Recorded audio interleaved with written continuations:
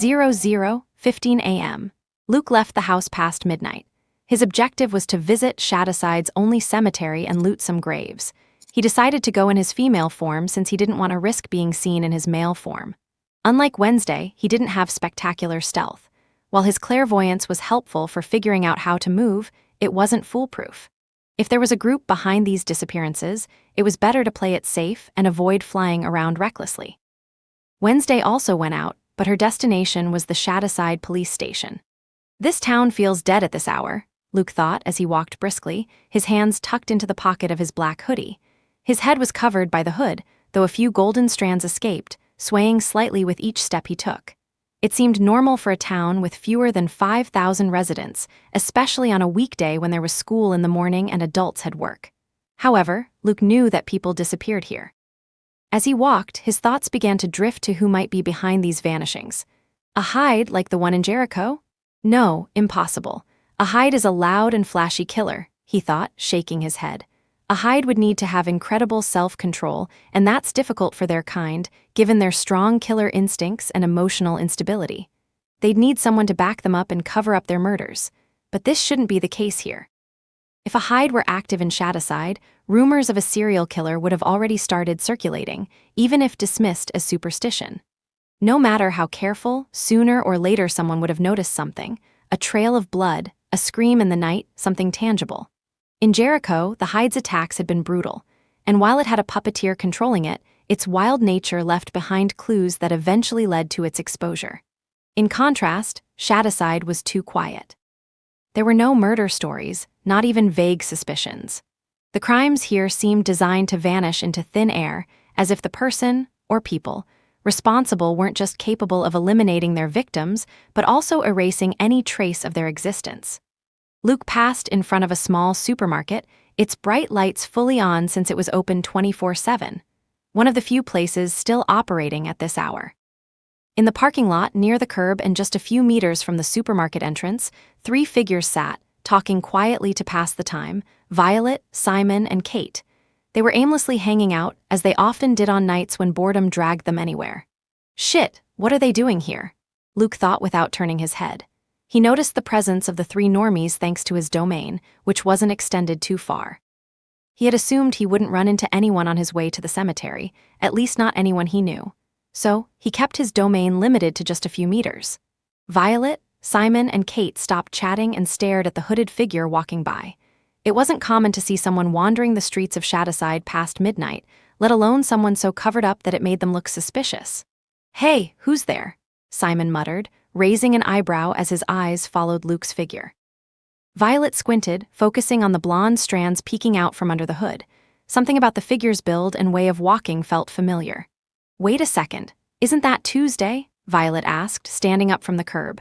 Kate tilted her head, trying to make out more details, but Violet was already convinced. The familiarity was unmistakable. "Tuesday," Violet called firmly, her voice cutting through the stillness of the night. Luke didn't stop. Instead, he quickened his pace. However, he was careful. Keeping a human-like speed was crucial to avoid raising suspicion among the normies. "Hey, wait," Violet said as she started walking briskly toward Tuesday. Simon and Kate also stood up and followed her. "Looks like the night's about to get interesting," Simon said with a faint smile. Finally, something to break the monotony of Shadowside's routine. Kate let out a sigh. "Yeah, because there's nothing better than chasing someone through the streets in the middle of the night," she commented sarcastically, though deep down, she was curious. What was the new girl, the one who had turned the school upside down, doing walking alone at this hour? Luke, knowing that Violet and the others would catch up to him, began to think. Should I erase their memories? He thought, but internally shook his head. It would be easy. But where's the fun in that? How boring would grave robbing be without a little chaos and company? He reflected, a new idea forming. It might be fun to see how Shadowside's rebellious teens react when they find out Tuesday, the perfect, popular new girl, wants to rob graves. They might even tag along and who knows, maybe help out. "What?" Luke asked with feigned irritation, letting his melodic yet dry tone linger in the air. "Oh, it is you," Violet replied, crossing her arms. "Why were you ignoring us?" "Ignoring?" "I'm here talking to you. I don't know what you're talking about," Luke said. Violet sighed, knowing arguing with Tuesday was pointless. "Whatever," she muttered, rolling her eyes. "What are you doing out here? It's late and there's school tomorrow, she added, her gaze scanning Luke from head to toe, noting the clearly suspicious attire, a black hoodie and dark pants, seemingly designed to blend in. And what about you? You can be out at this hour, but I can't, Luke countered. Well, we're not exactly the model students you're supposed to represent, are we? Kate chimed in. Ideal model? I don't know where you got that from, Luke said. They had seen him arrive late, smoke, and act arrogantly and manipulatively. He was clearly no ideal role model. Seriously, what are you doing here? It's not normal for someone like you to be wandering around alone at this hour, Violet insisted. Luke stayed silent for a few seconds, as if hesitating to answer. It would make his response more believable. Let's just say I've got a nighttime project, he finally said. A project? Simon asked, raising an eyebrow. Yeah, I'm going to rob a grave. Well, one grave, maybe 2 or 3, Luke replied casually, as though he were announcing a trip to the store. There was a brief silence. The 3 of them stared at him, clearly expecting him to add something more or take it back, but Luke simply crossed his arms and waited. Is this a joke? Simon finally broke the silence. No, I'm serious, and an extra pair of hands would be useful. What do you say? Luke asked with a slight, tempting smile that made the 3 of them hesitate. Wait, are you serious? Why would you want to rob a grave? That's a crime, Violet exclaimed, frowning with disbelief. Being rebellious or breaking a few rules was one thing, but this bordered on the bizarre, something that sounded more like a dark cult than a simple teenage prank. Selling drugs is also a crime, Violet, Luke replied with a smirk of irritation, as if the question were a waste of time. As for why I'm doing it, it's to confirm a theory. What theory? Kate asked, intrigued.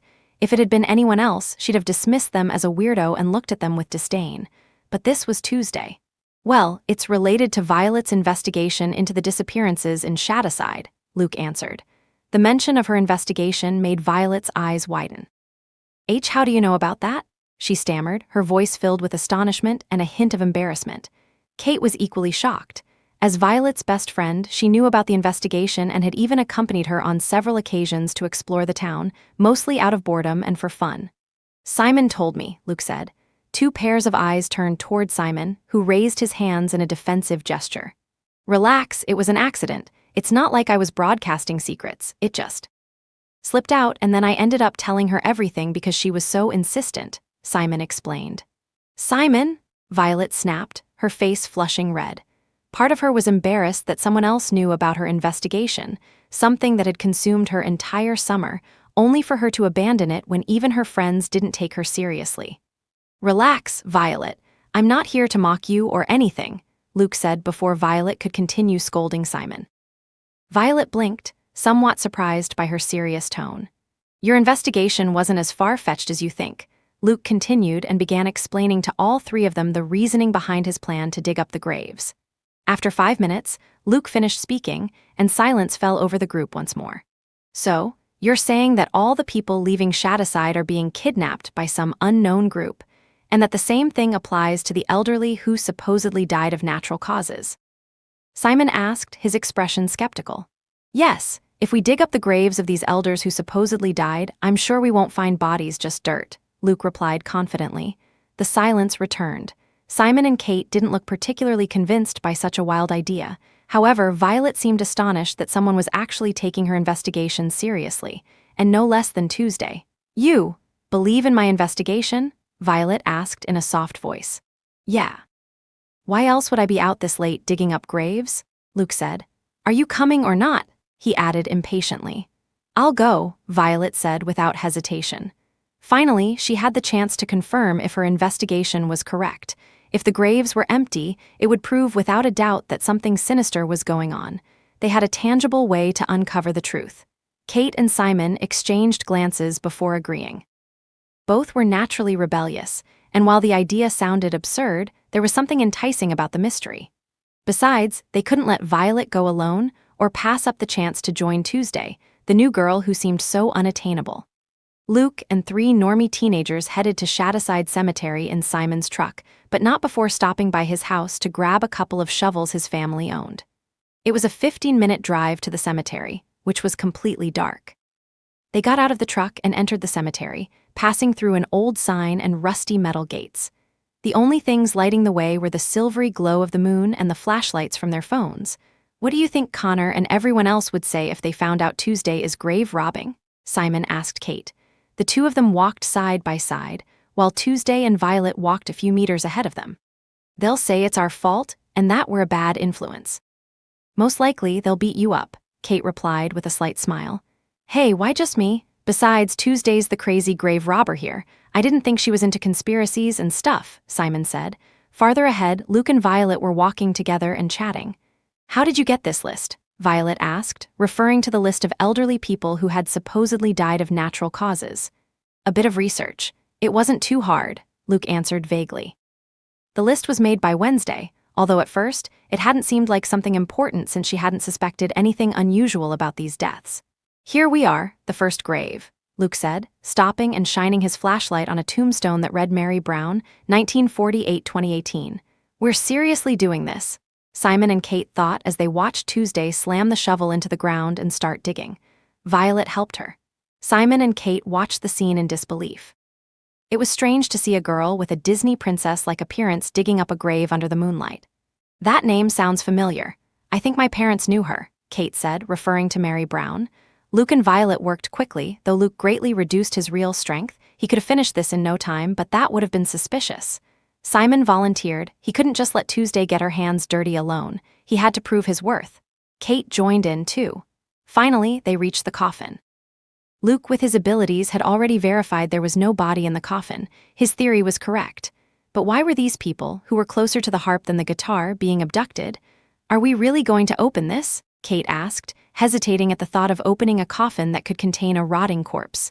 Simon and Violet fell silent, unsure. This was the hardest part. If you're all a bunch of pusses, I'll open it, Luke said, clicking his tongue. Without waiting, he slid his fingers under the lid and with a decisive motion lifted it, causing it to fall to the side with a dull thud. Violet, Simon, and Kate leaned in to look inside. There was no body. Instead of a corpse, the coffin was filled to the brim with compact, dark soil, as if someone had dumped a garden sack inside. Violet stepped back, her eyes wide as she tried to process what she was seeing. This can't be. This confirms my theory. Something is happening in Shadowside. Why do you sound excited? This is sick and terrifying, Kate said, covering her mouth as she stared at the coffin. Wait, don't jump to conclusions so fast. This is weird, yeah, but it's just one grave. Who knows what happened here? There could be a logical explanation, Simon said, refusing to believe there was a conspiracy. Pick a name from the list of someone whose funeral you actually attended. We'll dig up the grave and you'll see there's no body, Luke said, handing him the list, which now had a bit of dirt on it. Simon hesitated as he took the list and read through it. After a few seconds, he said, Mr. Garcia, he died less than a year ago. I attended the funeral with my brother. Perfect. Let me guess, Luke said, crossing his arms. The coffin was closed, wasn't it? Simon nodded slowly, his discomfort obvious. Yeah, but that doesn't prove anything. There are closed casket funerals all the time.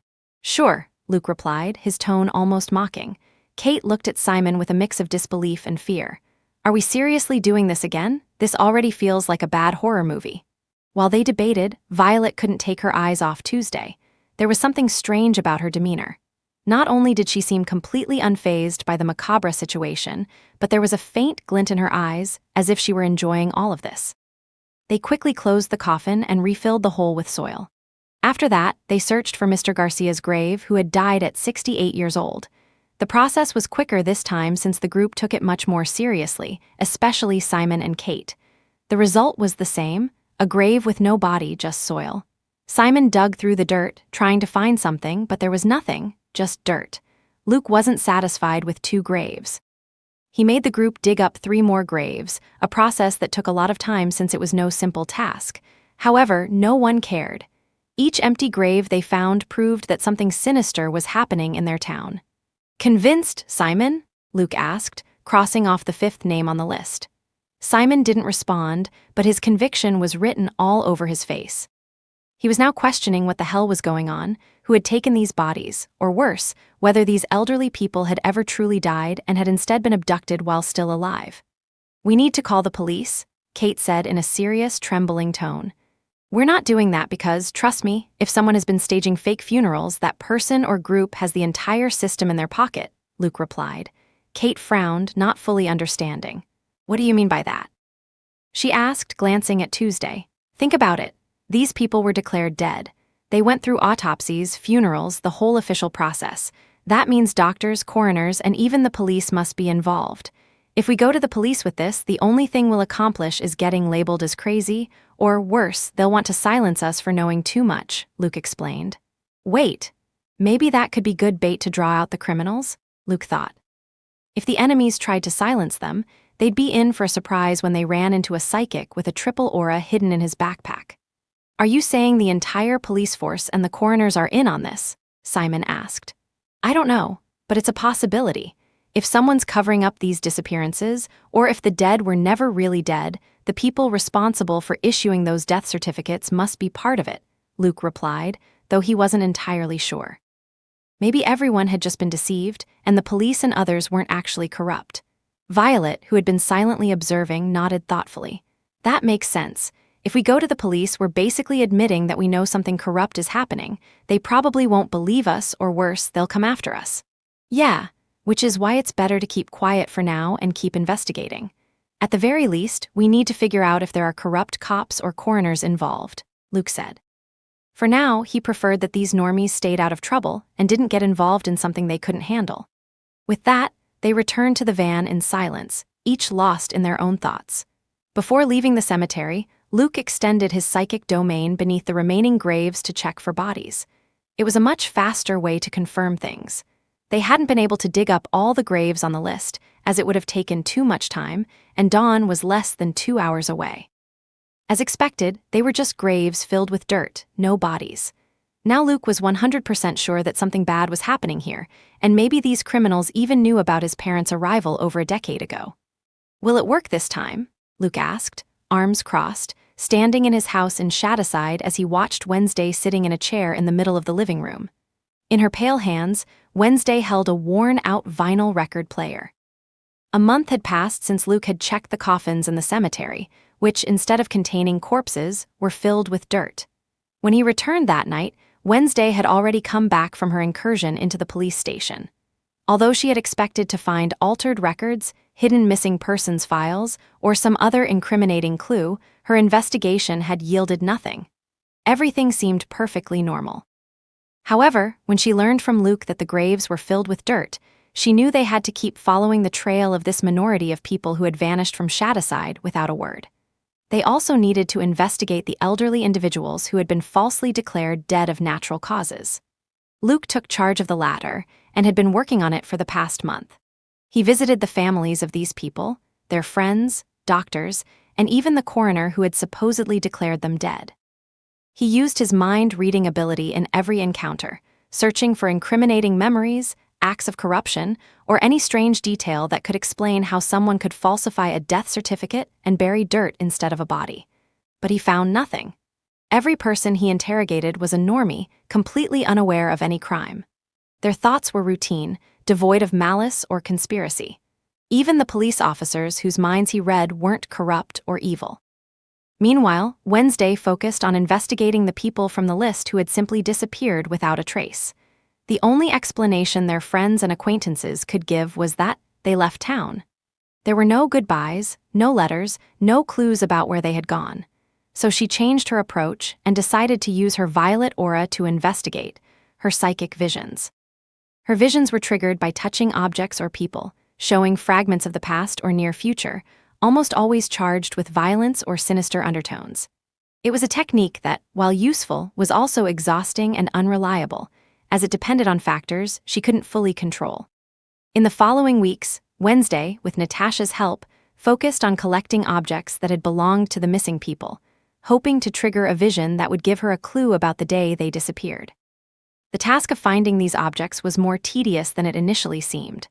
The missing people hadn't taken anything with them, but their houses had been emptied by their families, who either gave away, sold, or threw out their belongings.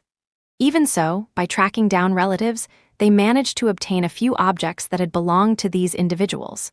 However, the results had been disappointing so far. It was a slow process, and Wednesday was still training to refine her control over these visions. "You know it doesn't depend entirely on me," Wednesday replied, keeping her eyes on the record player. "I've improved over these months. My visions are more consistent, I can trigger them more frequently. But," she paused, choosing her words carefully. "But what?" Luke pressed, his tone impatient. But it's not always that simple. The object has to have been in the right place at the right time. If it didn't witness, so to speak, what happened, then there's no memory to recover, she continued, now looking at him with her abyss-black eyes. Wednesday could have an exhausting vision of this record player's past, but it might be useless, revealing nothing of value. That had happened with previous objects, and since she still struggled to fully control her ability, sometimes she saw memories from irrelevant days. I know, but don't you have a hunch?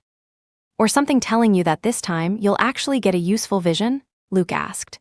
No object comes with a tag that says, "I was there during the crime," Wednesday replied, with a mix of sarcasm and patience she reserved only for him.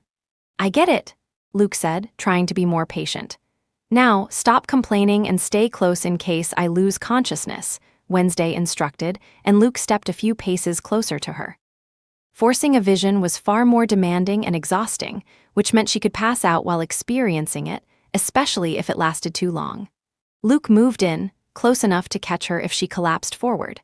Wednesday placed her pale hands on the worn-out record player and began to concentrate. Her usually impassive brow furrowed, and sweat started to bead on her forehead.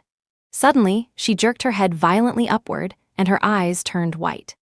A few seconds later, she collapsed forward, and Luke had to catch her. This is a long vision, Luke thought, still not entirely used to the process of entering a vision. Meanwhile, Wednesday found herself in a completely different plane. She was inside a house and could see through the windows that it was nighttime. The record player sat on a small table, looking clean and well-maintained. On a nearby couch sat a couple that Wednesday immediately recognized, Julia and Henry Reynolds. A middle-aged man and woman with blonde hair and green eyes. Time seemed to accelerate. Just seconds later, the peaceful atmosphere shattered. Two figures appeared out of nowhere, like shadows materializing from the darkness. Both wore black hooded robes that concealed their faces, leaving only a faint glimpse of their jaws visible. Their movements were unnaturally fast, almost a blur to Wednesday's eyes, partly due to the nature of the vision. Before Julia or Henry could react, the hooded figures knocked them out in the blink of an eye.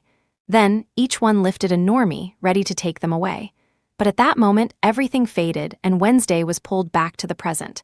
The first thing she saw was Luke's face, very close to hers. She also noticed that Luke was holding her in his arms like a princess. I said you will catch me, not carry me in this stupid way, she muttered. Your neck was stiff looking up. A little scary, so I thought it would be good for you to look up, Luke replied, still seated in the chair, holding Wednesday in his arms. I see, Wednesday said thoughtfully but made no move to get down. After all, it was comfortable. This time, the mental fatigue and neck pain were far worse than before. Did you see anything useful? Luke asked. Yes, very useful, Wednesday replied and began recounting the vision to Luke. Hooded figures again? Luke muttered in frustration. Yes, though I didn't see their faces, I know they were outcasts based on the level of strength they displayed in the vision. And also the type of outcast, Wednesday added, dragging out her words for suspense. What type of outcast? Luke asked eagerly. Finally, they had a lead, something they could use to track these bastards down and force them to give up information about his parents. Vampires. Their skin was very pale, but what gave one of them away was a small symbol I saw on the inside of their wrist, Wednesday replied, and Luke's expression turned to surprise. Vampires? What symbol did you see that confirmed it? Luke asked. It was a chalice overflowing with blood. It belongs to one of the 7 most important vampire clans in America, the Drozhia clan, Wednesday answered, and Luke couldn't help but grimace at the information. Great. One of the most noble and powerful vampire clans, Luke sighed. Don't worry, it's just a branch, Wednesday said calmly as she slowly sat up, still held in Luke's arms. Her dark gaze locked onto his with intensity. How do you know that? Luke asked. He had no clue about vampire clan symbols, he had only memorized their names.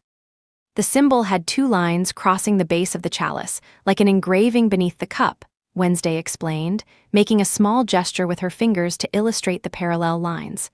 That indicates hierarchy within the clan. 2 lines mean it belongs to one of the secondary branches, not the main core. So, we're still dealing with vampires, just not the most important ones. That's better, I guess, Luke said. Wednesday narrowed her eyes, leaning slightly toward Luke while keeping her gaze fixed on him, their faces now just inches apart. You, Luke Poe, someone addicted to combat and always bragging about his skills, seem relieved to be facing weaker vampires, Wednesday observed with curiosity. If it were under different circumstances, maybe I'd be excited to fight them, but we're looking for evidence. And we already have enough trouble with the Spellmans, Luke replied with a slight smile. I see your point, Wednesday conceded, not breaking eye contact as her dark eyes studied every shift in his expression. I must admit, it's rather mature of you not to go around making unnecessary enemies, she added. Hey, don't treat me like some immature kid, Luke complained, frowning slightly, though the expression faded when he caught the hint of a smile on Wednesday's lips. I'll only believe it completely if, when the time comes, you manage to face these vampires without killing them, she said, tilting her head slightly, a thoughtful look on her face. I won't kill them. At least, not yet. I need to get the Spellmans off my back before I start adding powerful clans as mortal enemies, Luke said. We'll see, Wednesday murmured softly before leaning in and brushing her lips against his in a kiss, soft but firm. After pulling away from Wednesday's delicious lips, Luke asked hesitantly, aren't vampires forbidden from drinking normie blood? Knowing that they are dealing with vampires, it's obvious why these Drozhia clan vampires are kidnapping humans. They do it to drink their blood. It seems they have chosen this town as their blood supply. Yes, they are forbidden. It was a law imposed by the vampire community itself over 2 centuries ago. Human blood may be a delicacy for them, but it's not necessary for their survival. In fact, vampires are completely self-sufficient without the need to feed on normies, Wednesday replied with her characteristic precision. Then they're committing a crime here. If the main branch of the Drozhia clan finds out, it would put them in a tight spot, Luke remarked, a new idea forming in his mind. A tight spot. Wednesday repeated, her tone carrying a hint that made it clear she didn't see the situation as lightly as Luke did. That would be an understatement. The main branch of the Drozhia clan could simply erase them from existence for breaking that rule. Vampires are very strict about the laws they themselves imposed in their closed society, Wednesday added in a serious tone. Really? Just for using some normies as food, they would wipe out an entire secondary branch? Luke asked, frowning. Yes, they are more serious than you can imagine. They value the structure and order they have created.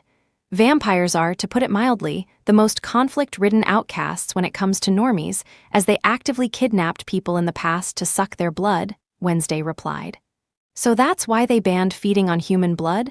To avoid conflicts with normies, Luke said, and Wednesday nodded. Yes.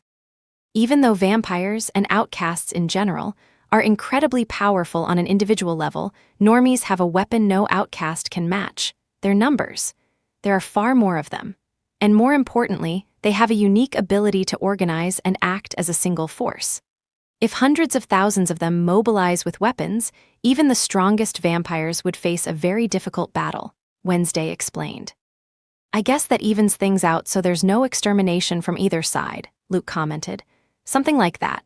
Normies were able to stand up to outcasts thanks to their ability to unite, to form societies. Meanwhile, we're notoriously bad at working as a team.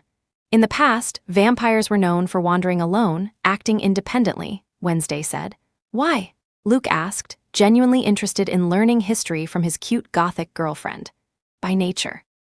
Outcasts, being so unique in their abilities, tend to feel self-sufficient. Why trust another when you can face the world yourself? That's why outcast communities have always been small and disorganized. For centuries, that made them vulnerable, Wednesday replied, only able to be this patient and explanatory with Luke. With anyone else, she'd have told them to read a book on outcast history. That changed with the creation of the council, right? Luke remarked. Yes, the council was the first real attempt to unite all the outcast races under a single legal system. Psychics, vampires, werewolves, gorgons.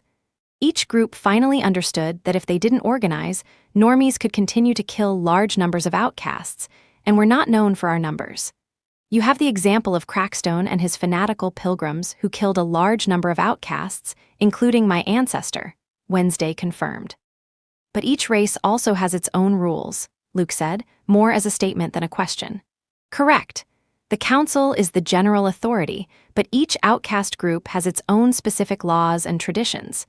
Vampires, for example, have a very strict hierarchy that regulates their behavior. They themselves imposed the law prohibiting human blood after centuries of bloody conflicts with normies, Wednesday nodded. Even with the council, each race still has its own rules, traditions, and internal conflicts, Wednesday added, shaking her head slightly. Whoa, you're like a history book, only much cuter and more interesting, Luke said, looking at her with admiration and a hint of fun. Wednesday shot him a death glare, though she couldn't hide the slight blush that crossed her pale cheeks. Stop with the stupid compliments. Now use your brain and think about how we'll use this information, Wednesday said, having done enough work herself and wanting Luke to take charge from now on. She only did this with him. She had always been independent and wanted to do everything on her own until she met him. Luke smiled mischievously and said, Yes, historian ma'am. Then he paused briefly. If they're using Shadowside as their blood farm, their base must be in Sunnyvale or the forest between both towns. We can find them and blackmail them, Luke commented after a few seconds. Wednesday narrowed her eyes, intrigued. Blackmail them? She repeated. Yes, threaten to accuse them in front of the main branch. If this is such a serious crime, what we already know can scare them. In exchange, we'll ask for information on when my parents arrived here, Luke explained. It's a risky approach. Knowing how serious the crime they committed is, they'll want to eliminate anyone who knows about it, Wednesday said, evaluating the idea. Really? They'd want to eliminate the firstborn of the Adams family? The great heir, Wednesday Adams? Luke said, raising an eyebrow. Wednesday shot him a death glare, but her lips curved slightly in a satisfied smile. You're right. Our abilities surpass most races, which is why we're considered the highest point in the power hierarchy. It wouldn't be smart for this secondary branch to start a war with my family, Wednesday said. If that happened, this secondary branch would have a death sentence for sure. On one hand, the Droja clan would immediately eliminate them for committing such an act, and that would be the best thing that could happen to them, because if the Adams family catches them, they'd wish they were dead. That's why, if we go with the intent to negotiate, they won't want to attack us because of your last name. Also, what we're asking for is very easy to pay, Luke said with a slight smile. True, but more than a negotiation, it's a threat, Wednesday replied. Call it whatever you want. The important thing is that we get what we're after without going into a confrontation with the entire branch. Although if they refuse to give it to us, it's obvious they'll attack us to silence us, Luke said with a shrug. That's a problem. Facing a branch will create chaos, Wednesday said, frowning slightly. Supposed to be here undercover. We can't be fighting openly against a secondary branch of one of the 7 most important vampire clans. It's just a secondary branch, Luke said, waving his hand dismissively. He had faced demons, Crackstone, Dolers, and many other powerful enemies. He wasn't afraid of taking on a few vampires who secretly kidnapped normies to drink their blood. In the worst case, we'll defeat them, and I'll read their memories looking for what we need, Luke added. Can you search memories from over 10 years ago? Wednesday asked inquisitively. I've never tried, but there's always a first time. That's why I'd prefer they talk on their own. It's faster, but if there's no choice, I'll do that, Luke replied. Well, another option is if we defeat them, we can torture them to get the information, so you don't have to read their memories. We could even promise to spare their lives if they tell us what they know about your parents' arrival, Wednesday suggested, and Luke nodded, as that was a good option. That's it then. Tomorrow we'll tell Natasha and plan out how we'll confront them, Wednesday said, glancing at the clock, which read 4:46 in the morning. Luke frowned when he saw the time. Tomorrow he had class, the damn stupid classes. Now that I remember, we have that game against Sunnyvale tomorrow, Luke commented. The football teams from both schools were facing off in an exciting match at 7 p.m. tomorrow. In this case, Shadowside was playing away, so they had to travel to Sunnyvale, the cheerful and charming town. That's a good thing. We can use that trip to explore Sunnyvale and see if these vampires are staying there, Wednesday said. Finally, the stars align, Luke murmured, eager to find the evidence as soon as possible so he could stop taking the gender-swapping potion. Although the really good part of being here was that he lived with Wednesday and they shared a room, something he couldn't replicate at Nevermore or the Adams Mansion. An equivalent exchange. Outskirts of Sunnyvale, 6:45 a.m. In the distance, the horizon began to take on a faint orange hue, signaling that dawn was near, but darkness still persisted. Amid scattered trees and tall grass, 5 figures stood out. 2 of them faced the other 3 in a clear confrontation. This isn't what we agreed on. If you keep this up, Shadowside will soon be a ghost town, said one of the 2 hooded figures. His tone was masculine but not rough or harsh, suggesting he was young. Ha, like we care. Just do as we say, one of the 3 figures replied mockingly. He was the tallest of his 2 companions. It hasn't even been 5 months since we handed over the Millers. Their disappearance was meticulously planned, no traces, no suspicions. Do you really need this girl? Asked the second hooded figure, her voice soft and high-pitched, belonging to a young woman. After that question, the three figures who seemed to hold more authority fell silent. Then, finally, one of them who had remained quiet until then, stepped forward. Their eyes, barely visible under the hood, gleamed with malice. "Don't question our decisions, half-breed. Just do as you're told without complaint," he said with authority and disdain. The hooded woman who had asked the previous question clenched her fists but did not respond. Silence settled over the area again until the third hooded figure, who had yet to speak, said with a hint of arrogance and mockery, "I'm really curious to meet this girl. They say she's beautiful, that pictures don't do her justice. I wonder if she's really as special as they claim, though I highly doubt a simple normie could match my beauty." She let out a light chuckle and raised her pale hand, her nails painted a deep red, to examine them. "She might be beautiful by normie standards, but she could never match your beauty, sister," the first figure said in an admiring tone. "I know. What was her name again? Tuesday?" she asked, glancing at the two hooded figures who nodded slightly. "Oh, I heard a rumor, not sure if it's true, Elias," said the tall hooded figure, looking toward the man. "What?" Elias asked, a bad feeling creeping over him. "This supposed normie beauty has a sister, and rumor has it that she's close to you.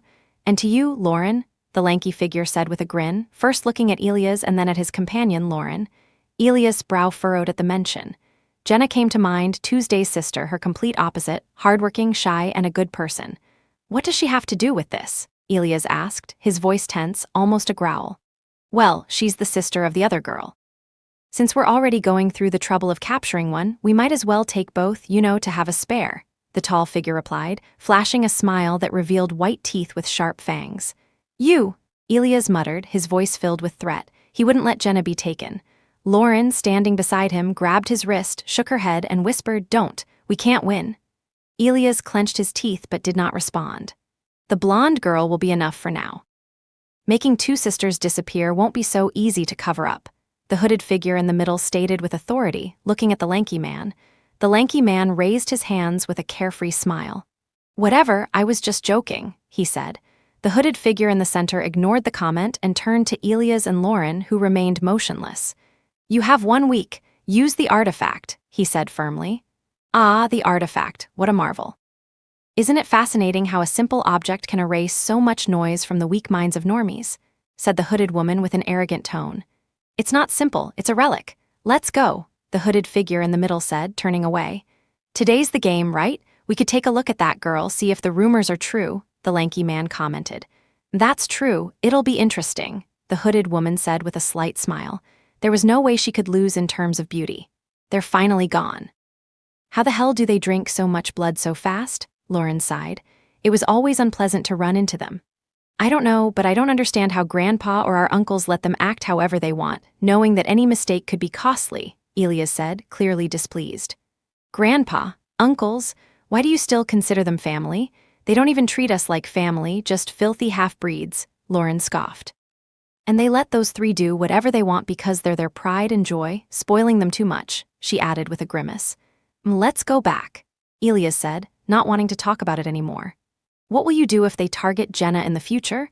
The way things are going, in a few months, they might drain Tuesday dry and set their sights on a new target," Lauren asked as they headed back to Shadowside. "I'll try to get Jenna and her mother to leave Shadowside." "It's a shame Tuesday is going to end up like this," Elias replied with a regretful expression. He didn't like Jenna's sister, but he knew she was an innocent normie who would end up as food for his vampire cousins. Lauren and Elias remained silent for the rest of the trip back. Luke started a new school day early in the morning. The good thing about today was that they had finally figured out who was behind the disappearances in Shadowside. A great achievement, thanks to Wednesday's visions and her sharp investigative skills. As for Natasha, during this time, she dedicated herself to searching for documents, files, anything related to an incident from over 10 years ago, but she found nothing. She even rummaged through records she wasn't supposed to have access to, yet they didn't contain what she was looking for either. So, she helped Luke and Wednesday and also began crossing out places in Shadowside where the evidence shouldn't be hidden. However, this would ultimately be useless, because if they managed to capture a vampire from the Drozha clan, they could extract information about when Luke's parents arrived there.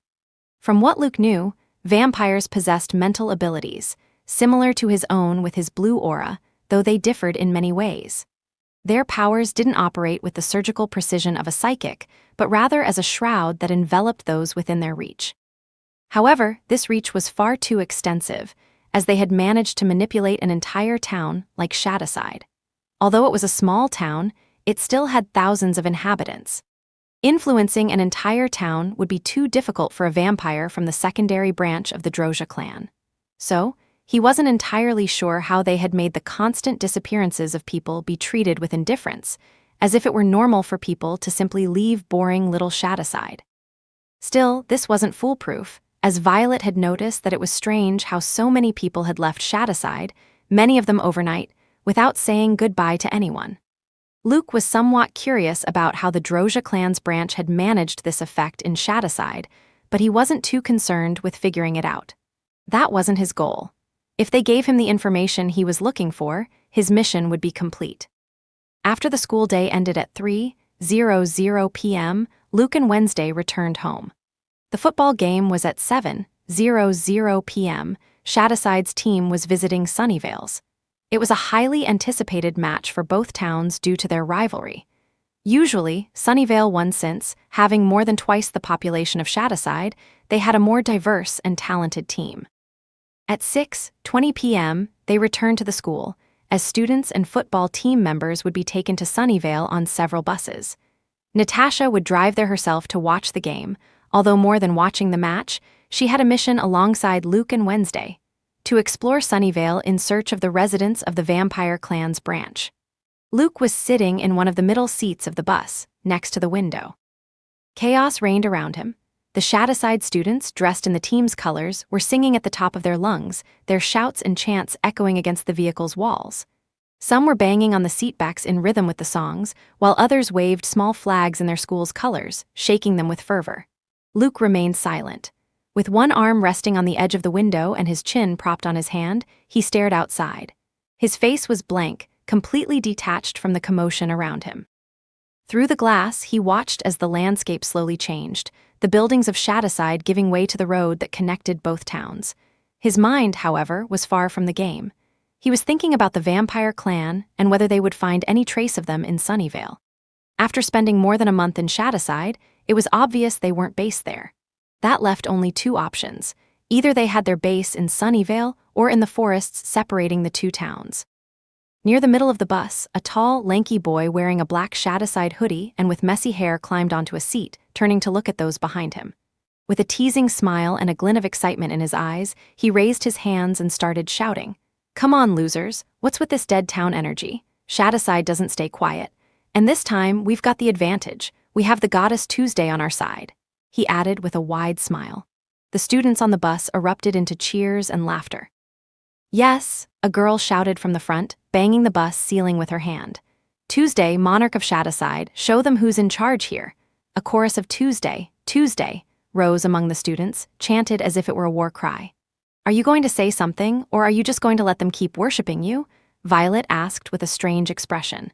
Luke shifted his gaze from the window, his perfect features barely softening into a small, arrogant smile. Then he gave the slightest nod, barely noticeable, yet everyone caught it. The effect was immediate and electrifying.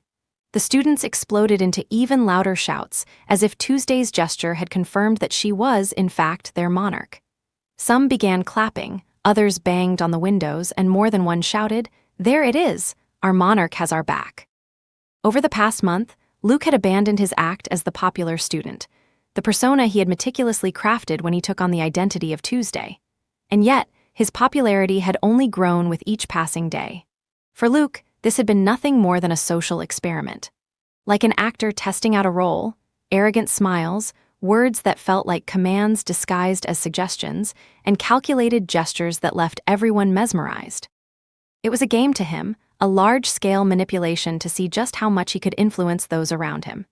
How easy was it to shape people's perceptions and emotions? Turns out it was easier than he had thought. However, the novelty of this game quickly wore off. As the days passed, he started growing bored. Pretending to be someone he wasn't, especially someone so opposed to his true nature, was exhausting. So, little by little, he began shedding the personality of Tuesday. He became colder, more expressionless, responding to praise with indifferent looks or barely noticeable nods. He stopped making an effort to lead or manipulate, he simply didn't find it entertaining anymore. But ironically, this distant attitude only made him more popular. Tuesday's indifference was seen as a sign of confidence and mystery. The less she seemed to care about what others thought, the more they admired her. Her coldness, her lack of expression, even her apparent arrogance, all fueled the myth of her perfection. Inside, Luke felt torn between irritation and cold satisfaction. At Nevermore, he was always under watchful eyes, so in the end, he was used to people staring and pointing at him. Simon and Kate were also shouting and cheering. Their reputation had skyrocketed simply by being the closest to Tuesday, and most teenagers loved popularity and being the center of attention. As for that episode where they spent hours digging up graves, it remained a secret within the group. Their investigation continued, but they found nothing. Luke, for his part, contributed nothing of value, he only pretended to. He preferred to keep these normies out of a mess that was far beyond their league. Either way, it was impossible for Violet, Simon, or Kate to find another clue that would lead them to solve the mystery of Shadowside's disappearances. There was nothing in town. He and Wednesday had only succeeded thanks to Wednesday's visions. Without them, they wouldn't have got anywhere. Bored of watching the passing landscape, Luke searched for Wednesday. She was sitting in the back seats. She wore her typical nerdy normie look, her presence still nearly invisible. The most notable thing about her was that she was Tuesday's sister. She had truly perfected the act, becoming nearly invisible thanks to the unbearably dull personality she put on display. Luke's brow furrowed slightly as he noticed a boy talking to Wednesday. He recognized him, Elias, the son of the woman who worked at Shadowside Realty. There was also a freckled girl next to them, chatting along. Her name was Lauren, and she was Elias's cousin, at least, that's what Wednesday had told him. This was Jenna's group of friends. Since Luke was part of the rebellious group consisting of Violet, Simon, and Kate, Wednesday had found her place among a group of nearly invisible brainiacs. Luke stood up from his seat and walked toward Wednesday. Elias and Lauren's eyes shifted to Tuesday, noticing the monarch's unexpected approach. Their brows furrowed slightly. A subtle shift in the atmosphere followed. Tuesday's movements didn't go unnoticed, and the chanting began to die down, with everyone turning their attention toward her. What is she going to do? Violet wondered, her expression tense. She was Tuesday's friend, she even had romantic feelings for her. She knew how strained the foster sisters' relationship was. In fact, everyone knew. The foster sisters had different fathers, creating an emotional distance between them. What the world saw was Tuesday with her dominant personality completely overpowering Jenna, an introverted and timid girl. "Sister, do you need something from me?" Jenna asked in a trembling, utterly submissive tone. In Luke's mind, he admired Wednesday's phenomenal acting. Even he couldn't perform so flawlessly. His girlfriend was truly a multifaceted genius. "No, I was just wondering, why are you coming to the game? Shouldn't you be locked away in your cave studying or something?" Luke said, his voice dripping with mockery and contempt, his arrogant smile fixed on his sister. Jenna, hearing the cutting tone, lowered her gaze even further, biting her lip and clenching her hands. Elias and Lauren's brows furrowed at Jenna's reaction. I wanted to attend the game," Wednesday replied in a quiet voice. "Oh, of course. You wanted to come to the game to, I don't know, try to flirt with some guy, right? Get your first kiss? And if you're lucky, lose your virginity," Tuesday said with a small laugh that echoed maliciously through the bus. The other students laughed along, if you could even call Tuesday's words a joke. Jenna didn't say a word. She just sat there in silence, her head bowed. Elias was about to retort to Tuesday, ready to defend Jenna. He couldn't stand such treatment from one sister to another. It was too cruel. As he was about to say something, Violet beat him to it. "Enough, Tuesday. That's enough," she said quietly but firmly, standing in front of Tuesday and grabbing her sleeve. The silence that followed was nearly complete. The students' eyes turned to Violet, surprised that anyone would dare stand up to the monarch of Shadowside. Only one person in the past had ever openly dared challenge Tuesday. It had been Violet herself when she had confronted her in the cafeteria, complaining about being late because of her. "Enough?" Luke asked, his tone almost curious but laden with coldness, slowly turning his head toward Violet. Tuesday's sky-blue eyes met Violet's, and Violet felt a slight tremor inside her, though she forced herself to remain composed. The eyes of Tuesday, which many feared. Beautiful eyes that could belong to a princess from a fairy tale, yet crowned by a face that, though though beautiful, radiated an intimidating authority. An unreal beauty accompanied by an aura so oppressive that no one, absolutely no one, dared to challenge her. Violet swallowed but didn't back down. "Yes, enough of tormenting your sister," she said. "Tish, whatever," Tuesday muttered, roughly pulling herself free from Violet's grip and returning to her seat under the gaze of everyone. All eyes followed Tuesday, surprised she had dropped the issue so easily. "Why all the silence? Keep chanting," Tuesday snapped, glaring at the guy in the black shadowside hoodie with messy hair who had been leading the chants. The guy immediately followed the command, and the rest of the students returned to the enthusiastic atmosphere of the game, fearing Tuesday's wrath. Violet stayed where she was, sighing in relief. Many gave her respectful looks. Wednesday slightly lifted her head, which she had kept lowered until then. Her dark, abyss-like eyes looked at Violet. There was a cold glint in her gaze that didn't match the shy and submissive image she had portrayed just moments before. She hadn't liked at all that Luke had given in to Violet's demands. Wednesday closed her eyes for a second, taking a deep breath, and when she opened them again, Jenna Foster's mask was back in place. Violet didn't notice Wednesday's cold gaze as Simon and Kate approached her to show their respect for being the only person who could speak to Tuesday in that tone. Elias and Lauren also didn't notice that small and quick change in Jenna as they were still watching Tuesday. "Are you having fun?" Wednesday asked Luke through their telepathic link. Her mental voice was as cold as ice. Luke flinched slightly inside. He knew that tone better than anyone. His sweet girlfriend was upset, even if she didn't show it openly. "What? Why are you mad?" Luke responded through the link, keeping calm, though his confusion was evident. There was a brief silence before Wednesday's icy voice reached his mind again. "I'm not mad, Luke. I'm disappointed. Disappointed? Why? We planned it this way, remember? You as the submissive sister, me as the cruel sister. We manipulated their perceptions however we wanted," Luke said, confused. "It wasn't what you said that bothered me. You know I don't care if you insult me in front of them. It's part of the game," Wednesday's cold voice persisted. "Then what?" Luke asked. "What bothered me was that you gave in to Violet." "That bothered you? It wasn't a big deal." Violet intervened, and well, I thought it was better to let it go so we wouldn't ruin the mood. Everyone knows she's close friends with Tuesday. It would be weird for me to be so aggressive and cruel with her, don't you think? Luke explained. "Weird? Giving in is a crack in the personality you project and created yourself." "Everyone knows Violet is lesbian," Wednesday replied, her mental voice cold but now tinged with something deeper, a barely contained hint of jealousy. "What does that have to do with anything?" Luke asked.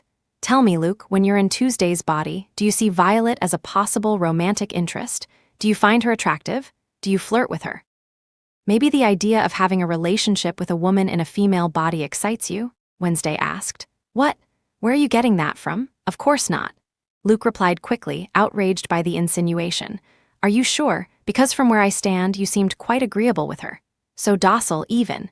And everyone knows Tuesday isn't docile," Wednesday insisted, her voice cold, but clearly filled with a possessiveness Luke knew all too well. "It wasn't anything like that, Wednesday. I just thought it was better not to cause more problems. I don't find her attractive, and I didn't try to flirt with her, and I certainly don't want to have a lesbian relationship in Tuesday's body." Luke responded, half indignant and trying to make everything clear. "But if this bothers you so much, I'll handle it differently next time." "Is that okay?" Luke added. There was a brief silence before Wednesday finally responded. "You better, Luke, because you're mine. And I don't plan on sharing even a fragment of you. Whether you're Luke or Tuesday, you don't have to worry about that." "Wednesday," Luke said, unable to avoid smiling slightly, recognizing that unique mix of coldness and possessiveness from Wednesday. The Sunnyvale football field was at full capacity. About 5,000 people filled the stands, ready to watch the game. The people of Sunnyvale waved flags and banners in the air. This stadium, with a capacity of 5,000 spectators, was a reflection of Sunnyvale's pride and investment in its team and in sports, a clear display of its superiority over Shadowside.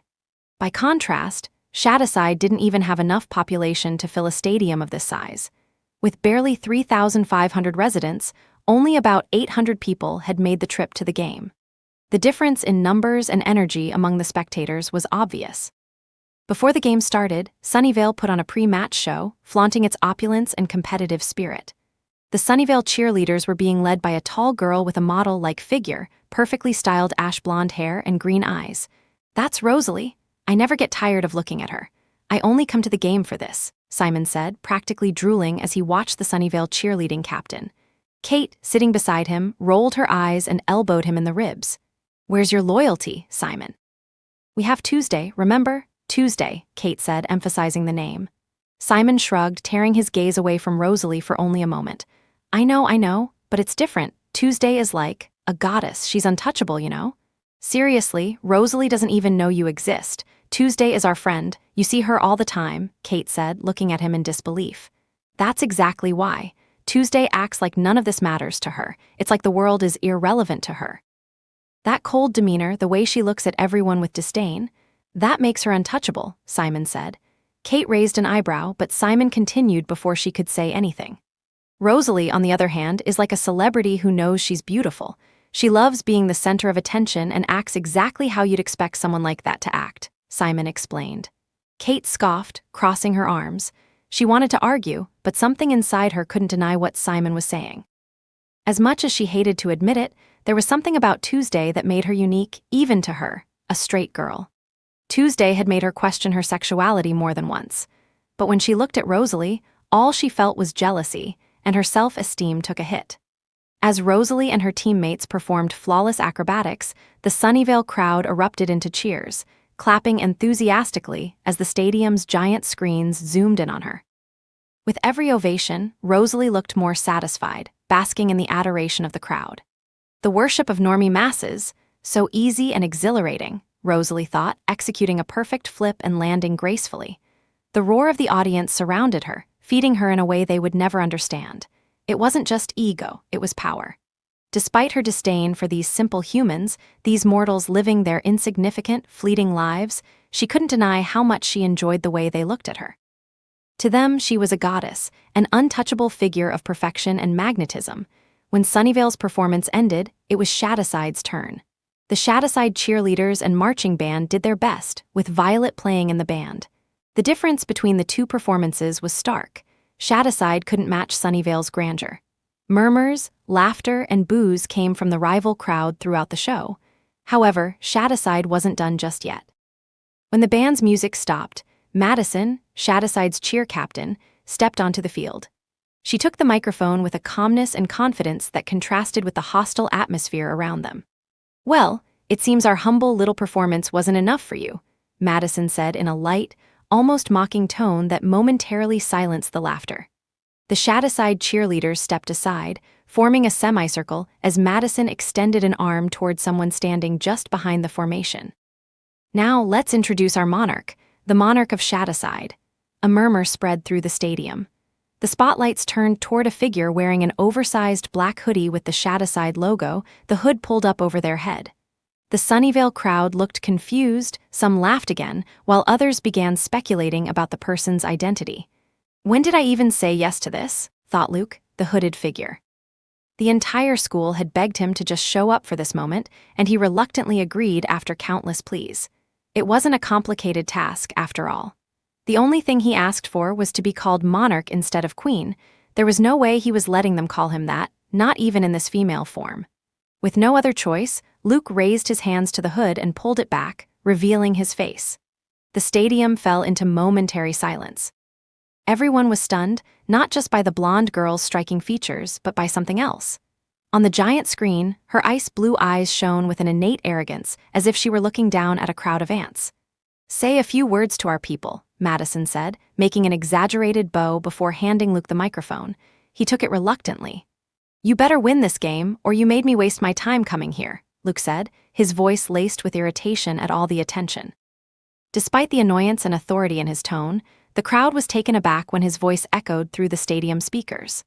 Cold and firm, yet carrying a melodic, smooth, and perfectly tuned quality, just as flawless as his appearance. The Shadowside stands erupted into cheers, as if their monarch's words were an order that ignited them even more. The energy was far greater than what Madison and the band had managed to stir, achieved with just a few words from Luke. The Sunnyvale spectators remained silent, some whispering in hushed tones as they continued staring at Tuesday. From her spot, Rosalie watched the scene in disbelief. For the first time in her life, she felt like someone else was outshining her. She looks completely different compared to the photos, thought Rosalie, who had seen pictures of Tuesday, Her reputation had even reached Sunnyvale, but seeing her in person was an entirely different experience. What unsettled her the most was the arrogance that radiated from every fiber of her being. The mere fact that a normie girl could project such arrogance infuriated her. Rosalie's green eyes filled with hatred as she glared at Tuesday. "I won't wait a week," she thought, a dangerous glint in her eyes. With both spectacles over, the game began.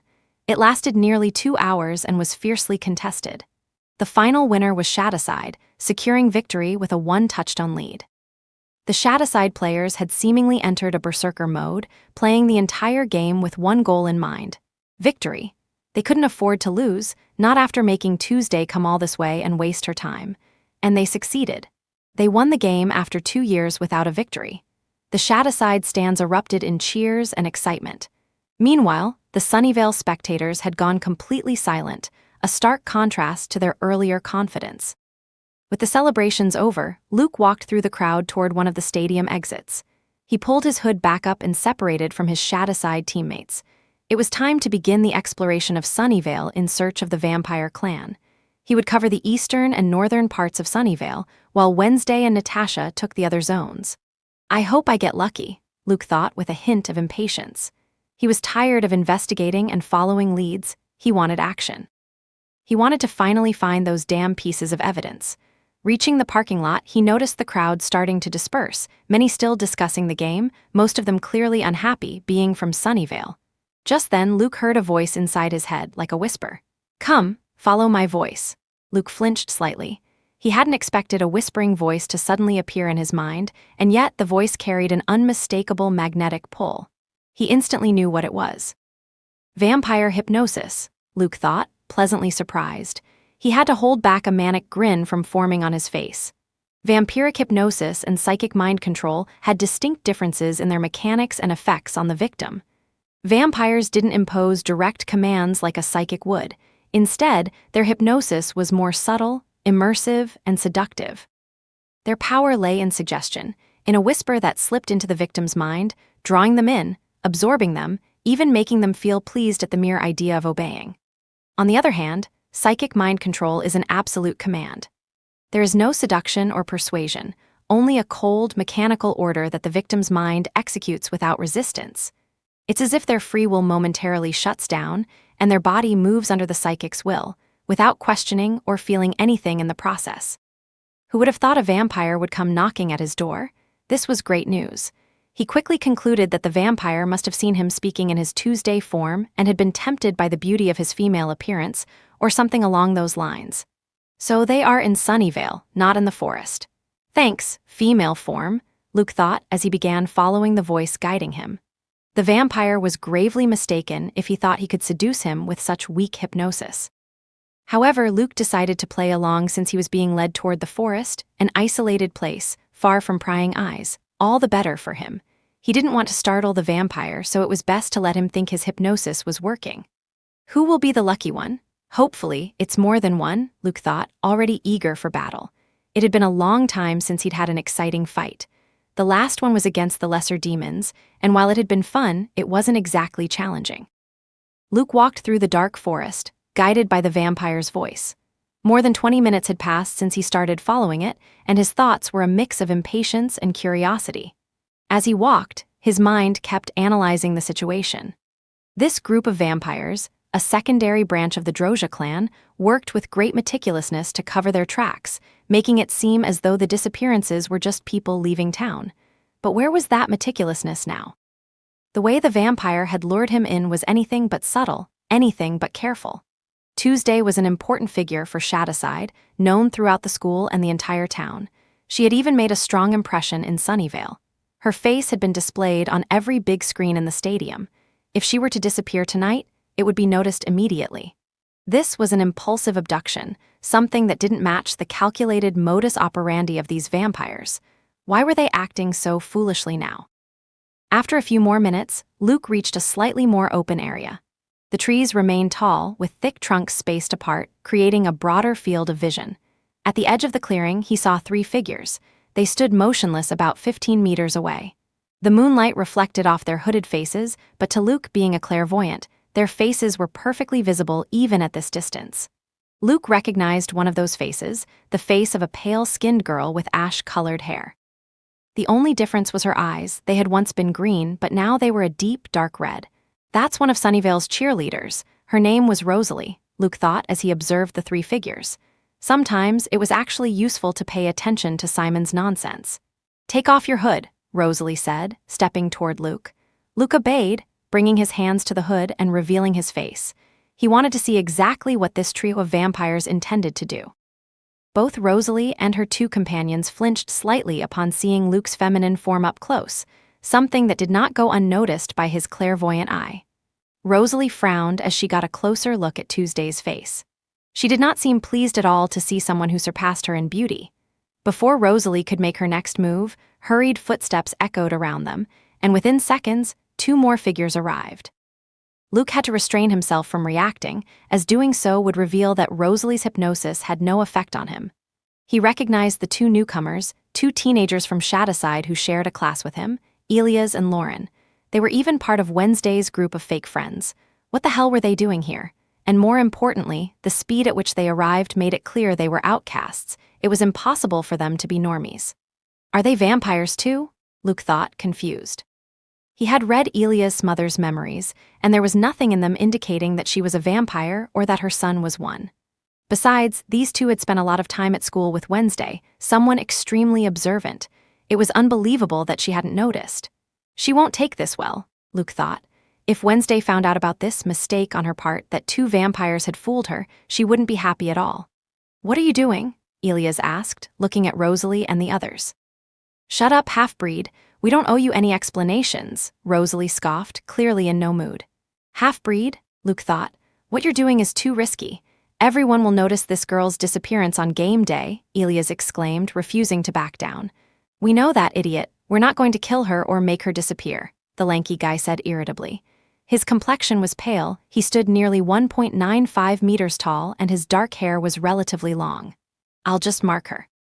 "Let her suffer a little," Rosalie added, licking her lips and baring her sharp fangs. "They're not as stupid as I initially thought," Luke mused.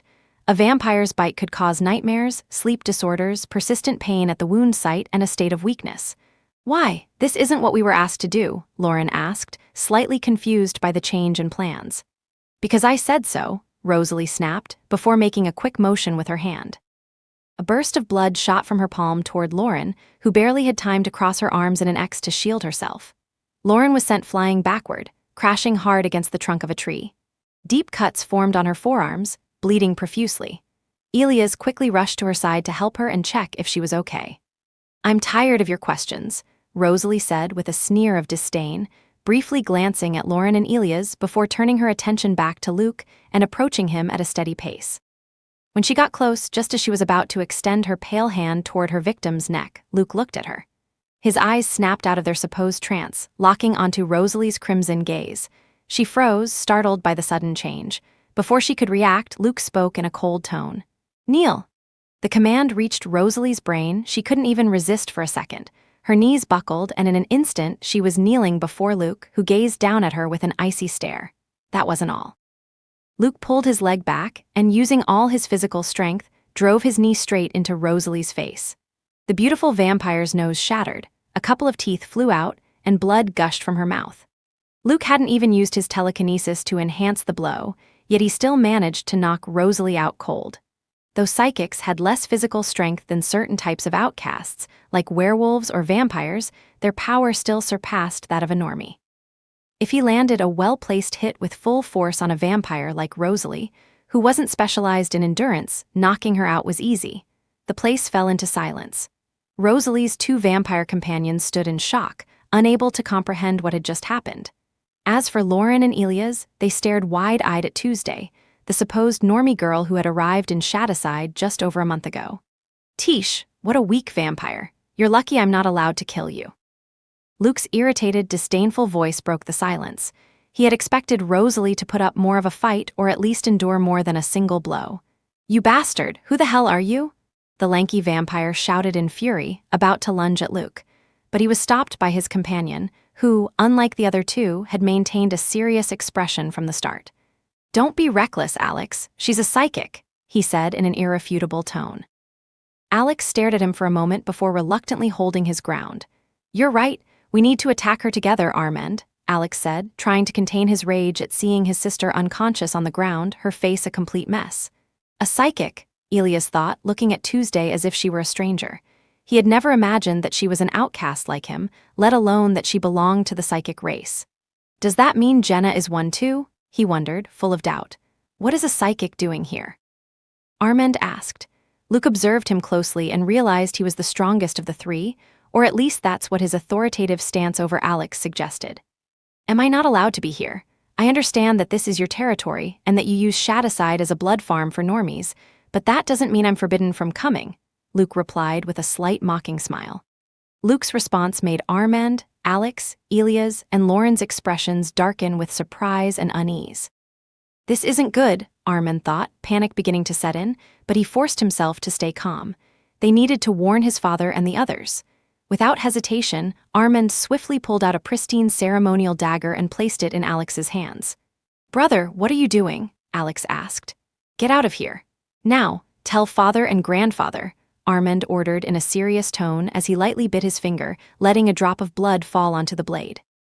The dagger gleamed briefly, and in the blink of an eye, Alex vanished. A teleporter, Luke thought with a slight grimace. He hadn't expected Armand to act so paranoid and quick, though it made sense. Learning that another outcast knew what his family was doing here was enough to send him into a panic. If this got out, the Drozhia clan itself would kill him and his entire family. Oh well, Luke thought, not particularly worried about a couple more vampires showing up. He would defeat Armand before they arrived and get the information he needed. Besides, he had already sent a telepathic message to Wednesday and Natasha, informing them of the situation. Luke extended his arm toward Armand, who was already prepared for battle. Armand knew better than to underestimate this blue aura psychic, but he trusted in his own strength. His mental resistance was far superior to his sister's. Plus, his physical strength and speed should give him the edge. Why is she extending her arm? Armand thought, feeling a sudden twinge of unease. They were over 10 meters apart. There was no way this blue aura psychic could attack him from that distance without moving. But the moment that thought crossed his mind, his expression darkened. An invisible force seized him. A devastating telekinetic pull wrapped around him, sucking him in as if gravity had suddenly shifted. He tried to resist, planting his feet on the ground with all his physical strength, but the pressure was overwhelming. A dual aura psychic? Damn it, he thought as his body was yanked toward Luke, completely out of control. The wind howled in his ears. As Armand hurtled toward him at high speed, Luke clenched his fist, waiting for the perfect moment. The instant Armand reached him, rushing in like an out-of-control bullet, Luke struck with flawless timing. Boom! The impact was brutal. Armand's face collided directly with the punch, amplified by the sheer velocity at which he was being pulled. His head snapped back violently, his skin rippling from the force, and a shockwave echoed through the air. It was like smashing a baseball with a steel bat. A sickening crack resonated as Armand's nose shattered instantly, sending a spray of blood in every direction. His teeth crumbled under the overwhelming force, some splintering, others ripped out completely. Armand didn't get blasted backward. His body plummeted straight down. His head crashed against the ground with a dull, heavy thud, kicking up a cloud of dust and fragments of earth. He lay motionless. His face, pressed into the dirt, bore the imprint of Luke's fist, seared into his skin like a burning brand. Blood soaked his mouth, seeping between his shattered teeth. His breathing was weak. Why is he so weak?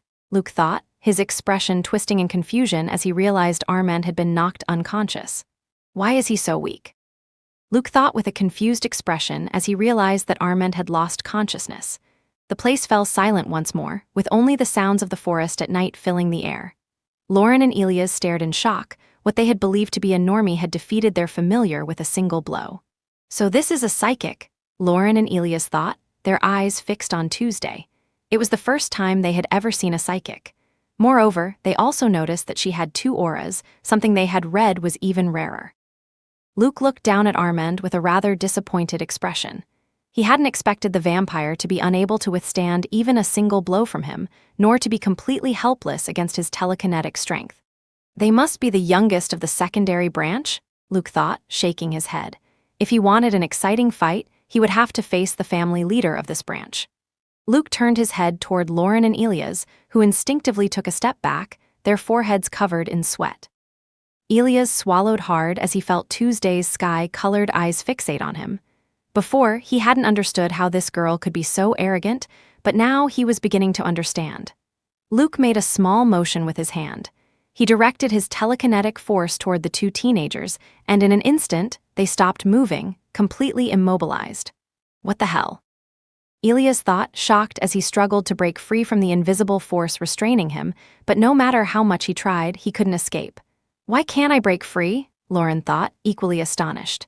Her feet lifted off the ground, and she, along with Elias, began floating toward Luke.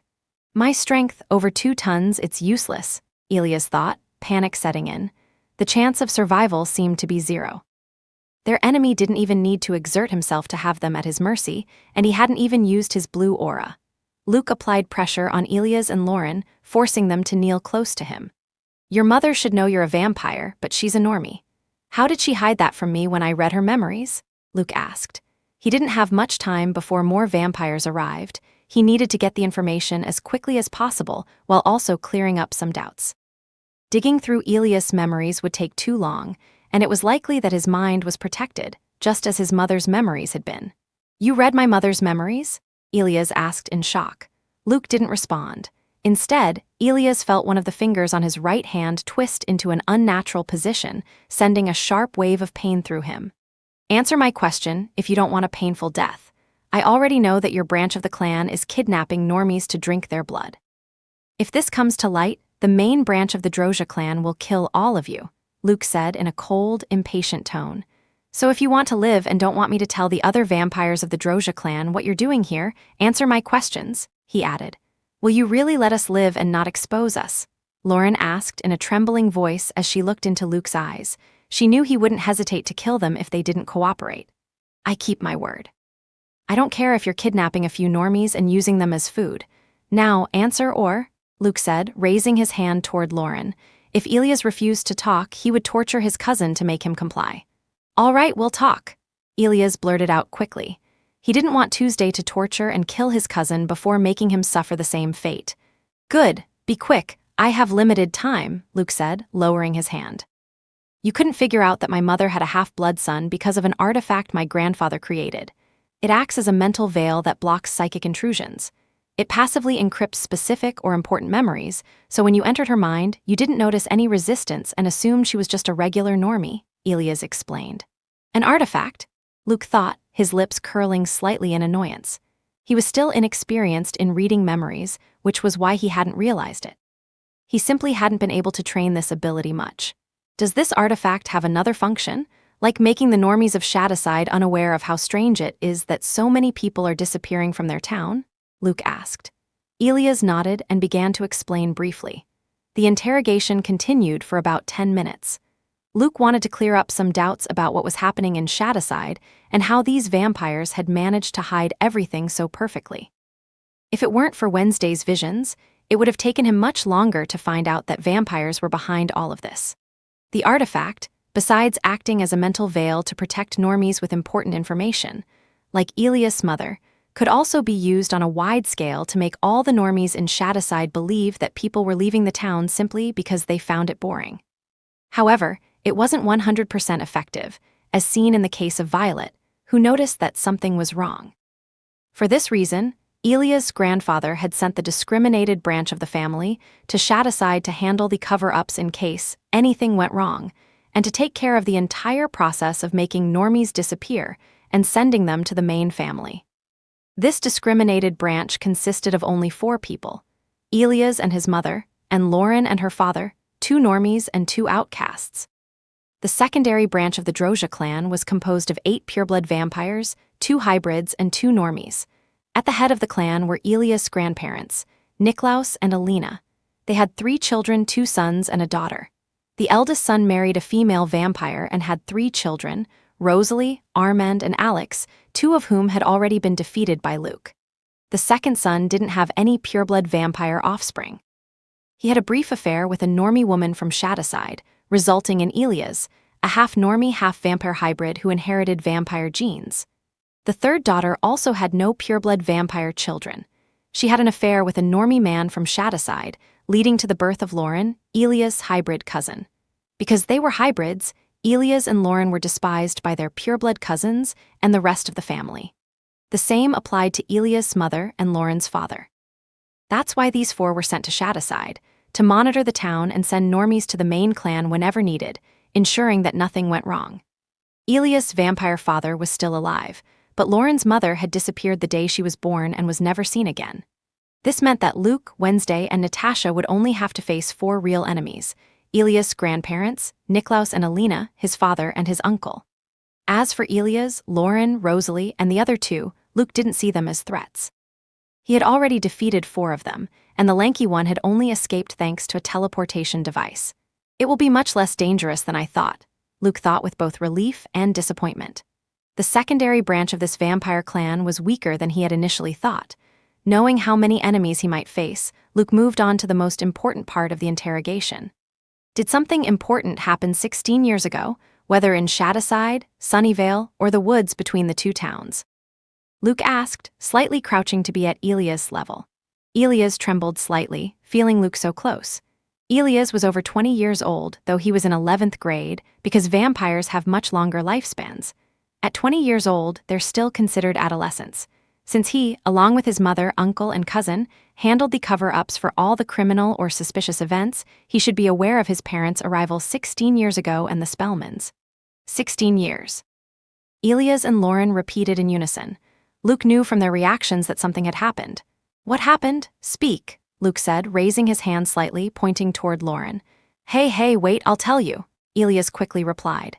16 years ago, there was a big incident at the Nightwing camp. It was a camp located in the woods between Shadowside and Sunnyvale near Alum Creek Lake, Elias added, trying to determine if this information was useful for Tuesday. Bingo, Luke thought. What incident? Luke asked. More than 15 teenage campers died in a fire caused by a psychic battle. They died in the crossfire. That's all I know. My mother, my uncle, and Lauren had to make sure all the normies believed it was just a regular fire, and little by little, we made them forget about the incident, Elias answered, looking at Tuesday with some suspicion. It was obvious that the psychic in front of him was connected to the psychics who fought at the camp. The evidence is hidden at the camp, Luke thought with a slight smile. He finally knew the location. It was clear that his parents, who had had a slight advantage in escaping from the Spellmans, lost time hiding the evidence at the camp. What happened to the camp? I've been here for more than a month and haven't heard anything about it, Luke said. Natasha and Wednesday had searched for hidden information but found nothing. The year after the fire, at the same camp, a boy killed his girlfriend and then committed suicide. They closed the camp again that summer, but the next year they reopened it, and another tragedy occurred. A group of 3 friends drowned in the lake, all 3 died. This tragedy was the last nail in the coffin, and the camp was permanently closed, Elias responded. Did you also make everyone forget about that with the artifact? Luke asked, and Elias nodded. Yes, my grandfather wanted to keep both towns normal and without any major incidents, since it would be very dangerous if they found out what they're doing here, Elias said. If any vampire from a major clan were reported, they would kill everyone for breaking the rule of drinking normie blood, especially doing it systematically for so many years. That artifact seems a bit broken, Luke thought. In Jericho, they changed the image of Crackstone after hundreds of years of hiding the true story and spreading false propaganda about him. Here, though, they managed to make all the inhabitants of Shadowside and Sunnyvale completely forget about an incident that happened 16 years ago, an incident where several people died. Tell me the exact location of the camp, Luke said, and Elias answered honestly, without lying. He didn't care much about what Luke was looking for. As long as they weren't killed, he would cooperate. All right, let's go, Luke thought, as his feet began to lift off the ground. Elias, Lauren, Rosalie, and Armand also started to fly. Then Luke began to fly at high speed, though not at maximum, heading toward the Nightwing camp. Is she taking us with her too? Elias thought, seeing how he was more than 20 meters off the ground, flying at great speed. Let's cooperate. We can't defeat her, let alone escape, Lauren said, looking at Elias, who heard her voice as a whisper in his head. I know. I don't want to die, Elias said to Lauren. His pureblood cousins were weak against Tuesday. Now she was flying, carrying 4 people. Her strength was too uneven. They couldn't win no matter how much the 4 of them fought against her.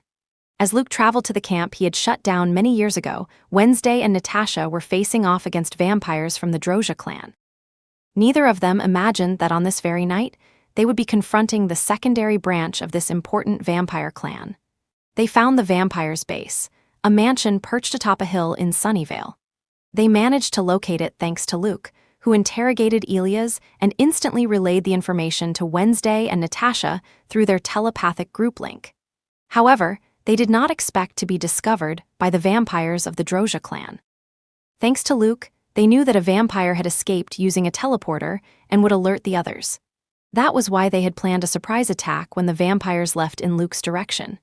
They wanted to buy time for Luke to reach the abandoned camp and retrieve the evidence without any setbacks. After that, they would leave Sunnyvale and Shadowside.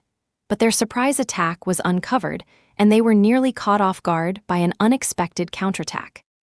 It seemed these vampires had a method to monitor the areas surrounding their mansion. "We're not here to fight," Wednesday said, after gracefully dodging a dangerously lethal attack from a well-dressed, elegant middle-aged vampire. "Hard to believe, considering you were lurking around our gardens like a rat. Besides, thanks to your companion, we know that you're aware of what's happening here," the middle-aged vampire scoffed, eyeing Wednesday and Natasha with arrogance. That must be Alina, Elias and Lauren's grandmother, Wednesday thought, analyzing the woman with her dark eyes. She had to be over 100 years old. Upon learning from Luke that Elias and Lauren were hybrid vampires, Wednesday had been quite surprised, though she would never admit it. She had never once suspected them. If she ran into them now, she wouldn't let them go so easily. Even though she had played them by using a false identity and personality, she hated being played with the same trick. "That psychics would uncover what's happening here," said the most wrinkled man among the vampires, his voice rough. Niklaus, the leader of this branch, Wednesday thought, now focusing on the middle-aged man with silver hair, pale skin, and red eyes. "Your children must have done something foolish," Niklaus added, turning his gaze toward the two men who appeared to be in their 30s. "We're sorry, father," the two men said in unison, bowing their heads respectfully. Niklaus scoffed lightly before shifting his piercing gaze back to Natasha and Wednesday. Alex, the one who had alerted his family about the psychics, remained silent, his head lowered, lacking the courage to meet his grandfather's or father's eyes. His father shot him a glance filled with disappointment and anger. "I'll say it again, we're not here to fight. We don't care if you use Shadowside as your blood farm. If we get what we came for, we won't say anything. We're psychics, we don't care about the rules vampires impose on themselves," Wednesday said in an icy tone. "So the blonde girl's sister is also a psychic, and completely different from what I observed before," Alex thought. He had watched Jenna, and she seemed like a timid, cowardly girl. However, now, even he felt fear at the empty gaze and monotone voice of the girl. "They know too much."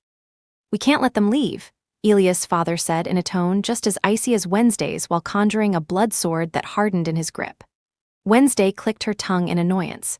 If she weren't on an undercover mission, she would have already launched herself at them with her dark scythe, slicing off the heads of these arrogant vampires who fed on weak normies.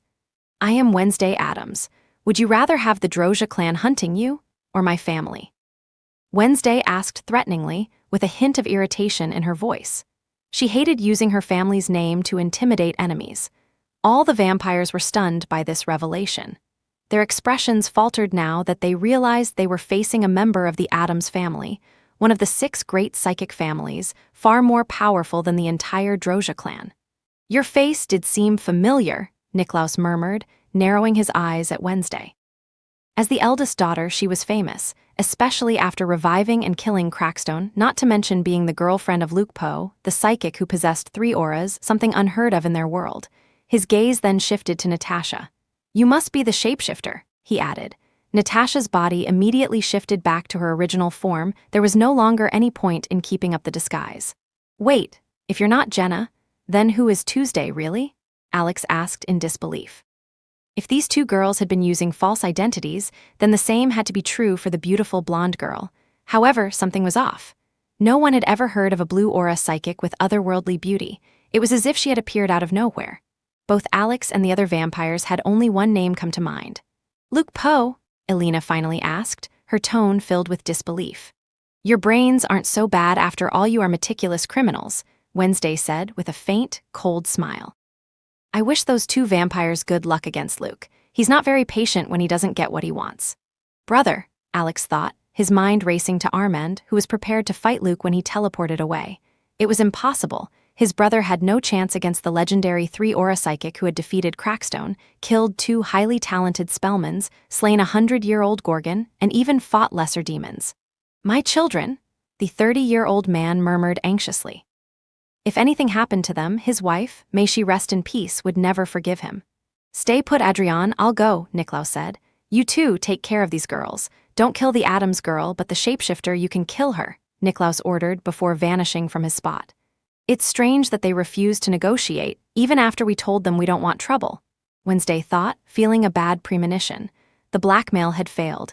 Even using her last name had been useless. In fact, it seemed to have made things worse. Niklaus had acted strangely after learning their identities.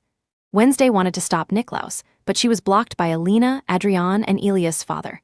Overcoming 3 vampires with centuries of experience wouldn't be easy. Natasha didn't stay still. While those 3 vampires kept Wednesday occupied, she charged toward Alex, her arm transforming into a steel blade. Alex was caught off guard by Natasha's sudden, fast, and deadly attack. He barely had time to step aside, narrowly avoiding being impaled.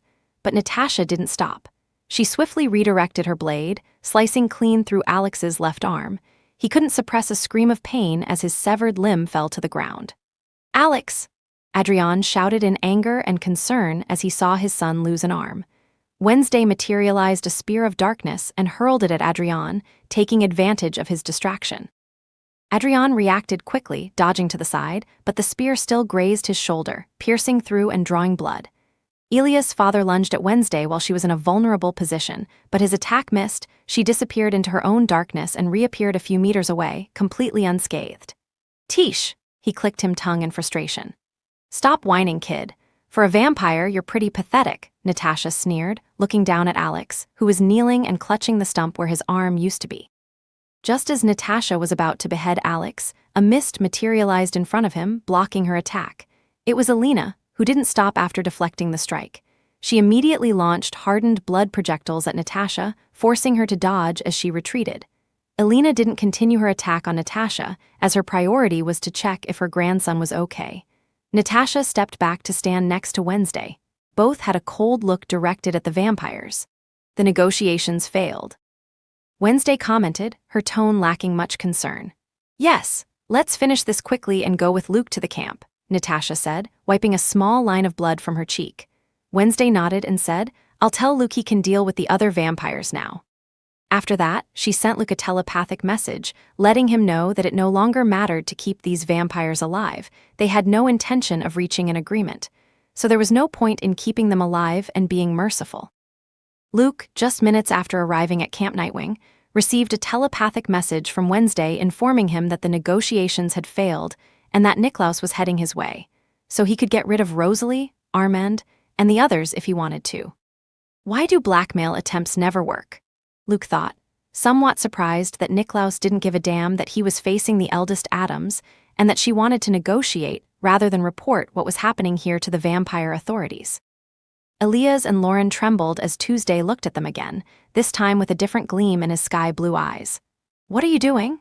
Elias asked, feeling an increasing pressure tightening around his neck, making it difficult to breathe. Lauren experienced the same thing, desperately bringing her hands to her throat, trying to free herself from the invisible force choking her, but it was useless. "Don't blame me. Blame your family for refusing to negotiate and choosing to fight." "Don't worry, your cousins will be joining you soon," Luke said, casting a quick glance at Rosalie and Armand, who remained unconscious. "Shit," Elias muttered with difficulty as he dropped to his knees, struggling more and more to breathe, feeling the pressure around his neck intensify. At any moment, his neck would snap under the telekinetic force. Just as Luke was about to apply enough pressure to break Elias and Lauren's necks, rapid footsteps approached his direction, followed by a sudden shout. "Luke, stop."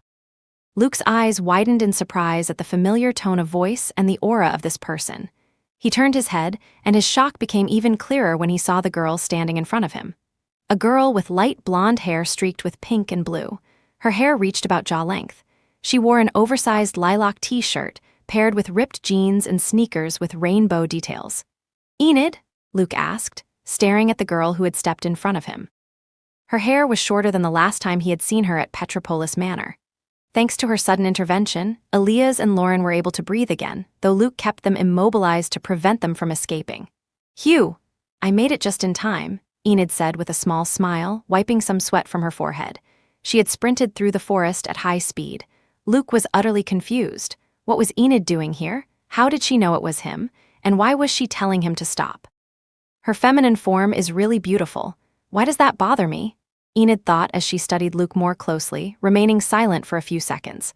"What are you doing here?" Luke asked with a strange expression. The situation was, at the very least, strange. Months ago, he had his last conversation with Enid, where he told her he couldn't keep his promise, explaining his reasons. That conversation had ended very badly. Later, she and Wednesday had a brief exchange during a game of Truth or Dare at Ajax's birthday party, where they pointed out how picky he was with food. During that conversation, Luke had barely spoken to Enid, exchanging only a few words. "I'm here to help," Enid finally said after finishing her silent examination of Luke's feminine form and looking directly into his eyes. Their gazes met for the first time in a long while. "Help," Luke repeated, unable to believe what he was hearing. Why did she want to help him? The last thing he remembered was Enid calling him a bastard, a womanizer, and slapping him, something he had somewhat deserved. However, that question could wait. There was a more pressing one to ask. "How do you know we're here?" Luke questioned. Not even his mortal enemies who had to be searching for him had found him. "Oh, Wednesday told me at Ajax's birthday party. Didn't you know?" Enid replied. "No." "She never mentioned anything," Luke said, resting a hand on his chin. "I guess she didn't want to tell you that she sent me here to use me since I'd be useful in fighting and helping you," Enid said, noticing Luke's confused expression. "Maybe," Luke muttered, unconvinced by that reasoning. He knew Wednesday too well. She was a very possessive and independent girl. Would she really send him ex-girlfriend to help them? Especially when she knew that Enid was one of the few people he had ever cared about. First, Wednesday was far too possessive and jealous to willingly make such a move. And second, she was extremely independent. She hated relying on others, even hesitating to use her own last name because she preferred to handle everything on her own. It had taken Luke a long time to get her to trust him with things, to fight alongside him as a team. But even now, there were limits, like when it came to minor demons. So the idea that Wednesday genuinely wanted Enid's help for this Sunnyvale and Shadowside situation was almost impossible to believe. Now's not the time to figure out Wednesday's true intentions, Luke thought. Right now, he needed to find the evidence and get out of here, wrapping up the mission as a success. "If you're here to help then, thanks," Luke said, feeling Enid's intense gaze fixed on him. "That's what I'm here for." "My strength will be useful against these evil vampires," Enid said enthusiastically, rolling up her sleeve and flexing her bicep. Her bicep, though small, was well-defined and packed with immense strength enough to easily overpower Elias, Armand, Lauren, or Rosalie in terms of raw physical power. "Who is this girl?" Elias thought, his mind racing as he desperately searched for a way to escape. He knew that Tuesday would turn her attention back to him and Lauren soon, finishing what she started. "Elias, I don't want to die," Lauren's desperate whisper echoed in Elias's mind, making his head throb as his adrenaline spiked, knowing they were at death's door. "Calm down. I'll think of something," Elias replied, though his tone was anything but convincing. Was this karma for all the normies they had sent to die at the vampire mansion in Sunnyvale? But what other choice did they have? They were just two hybrids against centuries-old, fully grown vampires. Even their own cousins could easily defeat them. If Elias and Lauren didn't obey, the only thing they would achieve was getting themselves killed. And on top of that, Elias's mother and Lauren's father, both defenseless normies, would also be murdered. If they tried to escape from Shadowside and Sunnyvale, they would be hunted down by Niklaus and his followers. There was no way they would allow them to live freely, not when they knew about the crimes that had been committed. They wouldn't risk having two hybrids and two normies holding such valuable information that could put them in grave danger if it ever got out. Reporting the crimes happening in Shadowside and Sunnyvale to the main branch of the Drozhia clan wouldn't help either. The main branch would simply eliminate them as well for being accomplices. Kidnapping normies and drinking their blood was a severe crime in the closed society of vampires. Even more so if it had been going on for years, with hundreds, possibly even thousands of normies imprisoned over time. "Is this the price for the sins I've committed?" Elias thought, trembling slightly. What worried him the most was his mother. There was no way she would survive this. Even if these psychics ignored her, the vampires wouldn't. They would never leave her alone. It was highly likely she would be killed. Elias lost all hope. Escaping from his own family or from the extremely powerful psychic girl was impossible. In fact, he preferred to die here. At least then, he would no longer have to kidnap innocent normies, people he had grown up with in Shadowside. As for begging for mercy, he didn't even consider it an option. One look at Tuesday's icy gaze was enough.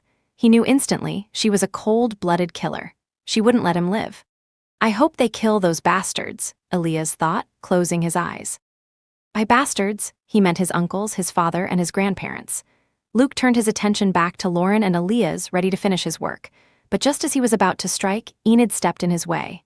"Don't do it, Luke," she said seriously, locking eyes with him. Why is she calling him Luke? Elias and Lauren thought, surprised and oddly relieved that this cheerful-looking girl was defending them. Not only that, but she seemed to know Tuesday, even though she didn't call her by that name. Luke narrowed his eyes, irritated. "Why not? They're enemies," he said coldly. He just wanted to finish them off and go find the evidence. "You've already defeated them. Why kill them?" Enid replied calmly. "I don't know. There's always a chance they'll come back wanting more and become a nuisance. Better to cut that nuisance at the root, don't you think?" Luke said after a brief pause. "I doubt they'd want to face you again. Besides, you defeated them far too easily." "Why stain your hands with blood when you can break them with just a glance?" Enid countered. "She's right, listen to her, we won't come back." Lauren and Elias thought, their hopes of getting out alive suddenly renewed. Luke stared at her, weighing her words. "And if they do come back, just give them an even worse beating than before. That way they'll learn their lesson and won't even dare to try next time," Enid added with a sweet, charming smile. Elias and Lauren paled. That doesn't sound reassuring at all. They thought in unison. Luke lowered his gaze for a moment. There was something in her words that resonated with him. Somehow, Enid still had that effect on him, that ability to ignite a spark of something he had long since extinguished. "Killing them won't leave a bad taste in your mouth?" Enid pressed, her voice softer this time. "They aren't mortal enemies, nor people you hold a personal grudge against. You could have snapped their necks in a second. But you didn't. You took longer. Wasn't that because, deep down, you didn't actually want to kill them?" She has a point, Luke thought. Besides, these vampires had been ridiculously easy to defeat. Killing them or not wouldn't make much of a difference. In fact, Lauren and Elias hadn't even attacked him. He didn't have a personal vendetta against them the way he did with Sabrina, Atlas, and the others. Still, what unsettled him the most were her last words. Did he really not want to kill them? Was that why he hadn't snapped their necks in an instant, even when he had the power to do so? "And I know I'm not your light anymore, but that doesn't mean you have to sink completely into the darkness," Enid added in a whisper. Luke looked up. "And who says I'm sinking? Darkness isn't bad," he muttered. At that moment, Elias and Lauren felt control over their bodies return. They could move again. "Get out of here," Luke ordered coldly. Thank you," Elias and Lauren said, glancing at Enid before taking off at full speed. "What do we do? We'll be considered traitors if we abandon Rosalie and Armand," Lauren asked, though not once did it cross her mind to save their two cousins from the clutches of that terrifying psychic. "We'll leave Shadowside and Sunnyvale with our parents. We can't keep kidnapping innocent people anymore. It's almost certain that the truth about Grandpa and the others drinking normie blood for years will come to light. It's not safe here anymore," said Elias, who had no intention of following his family's orders any longer. After Elias and Lauren left, Luke used his telekinesis to unearth tree roots from the ground and imprison Rosalie and Armand, tying them up with numerous thick roots. "Happy?" Luke asked, looking at Enid with a slight frown. "Yes." "Thanks," Enid said, nodding as she noticed Luke's bad mood. She knew this wasn't the smartest strategy if she wanted to get back with him, as she was basically confirming what Luke had told her before about why they weren't compatible. But Enid would stand firm in her decision. She didn't believe that everything that moved had to be killed, staining one's hands with blood when they could be easily defeated. Luke expanded his domain, covering the entire camp area. His feet lifted a few inches off the ground, and he began moving in a random direction since he didn't know exactly where to search. Flying a few inches above the ground was much faster than walking or running using his outcast strength. "Hey, wait," Enid exclaimed, following Luke. With his domain, Luke started analyzing the entire surrounding area of the camp. He noticed the different cabins used by the campers for sleeping. The cabins were in ruins, some due to time and others due to the fire, though not all because of the latter. He could see some blackened wood with burn marks. There was also a ruined building that seemed to be a communal area or a dining hall where all the campers ate together and gathered. Additionally, there was a section that appeared to have once been a bonfire site. Luke gave these areas a quick glance before continuing his search elsewhere. He didn't believe his parents would have hidden the evidence here, as they were undercover, and if the camp had been full of people, they wouldn't have been able to conceal the evidence so easily. The lake, Luke thought, flying quickly toward the body of water that wasn't far away. He scanned the entire lake with his domain, but there was nothing out of the ordinary. Luke stood by the lakeshore, lost in thought. At that moment, his body began to change.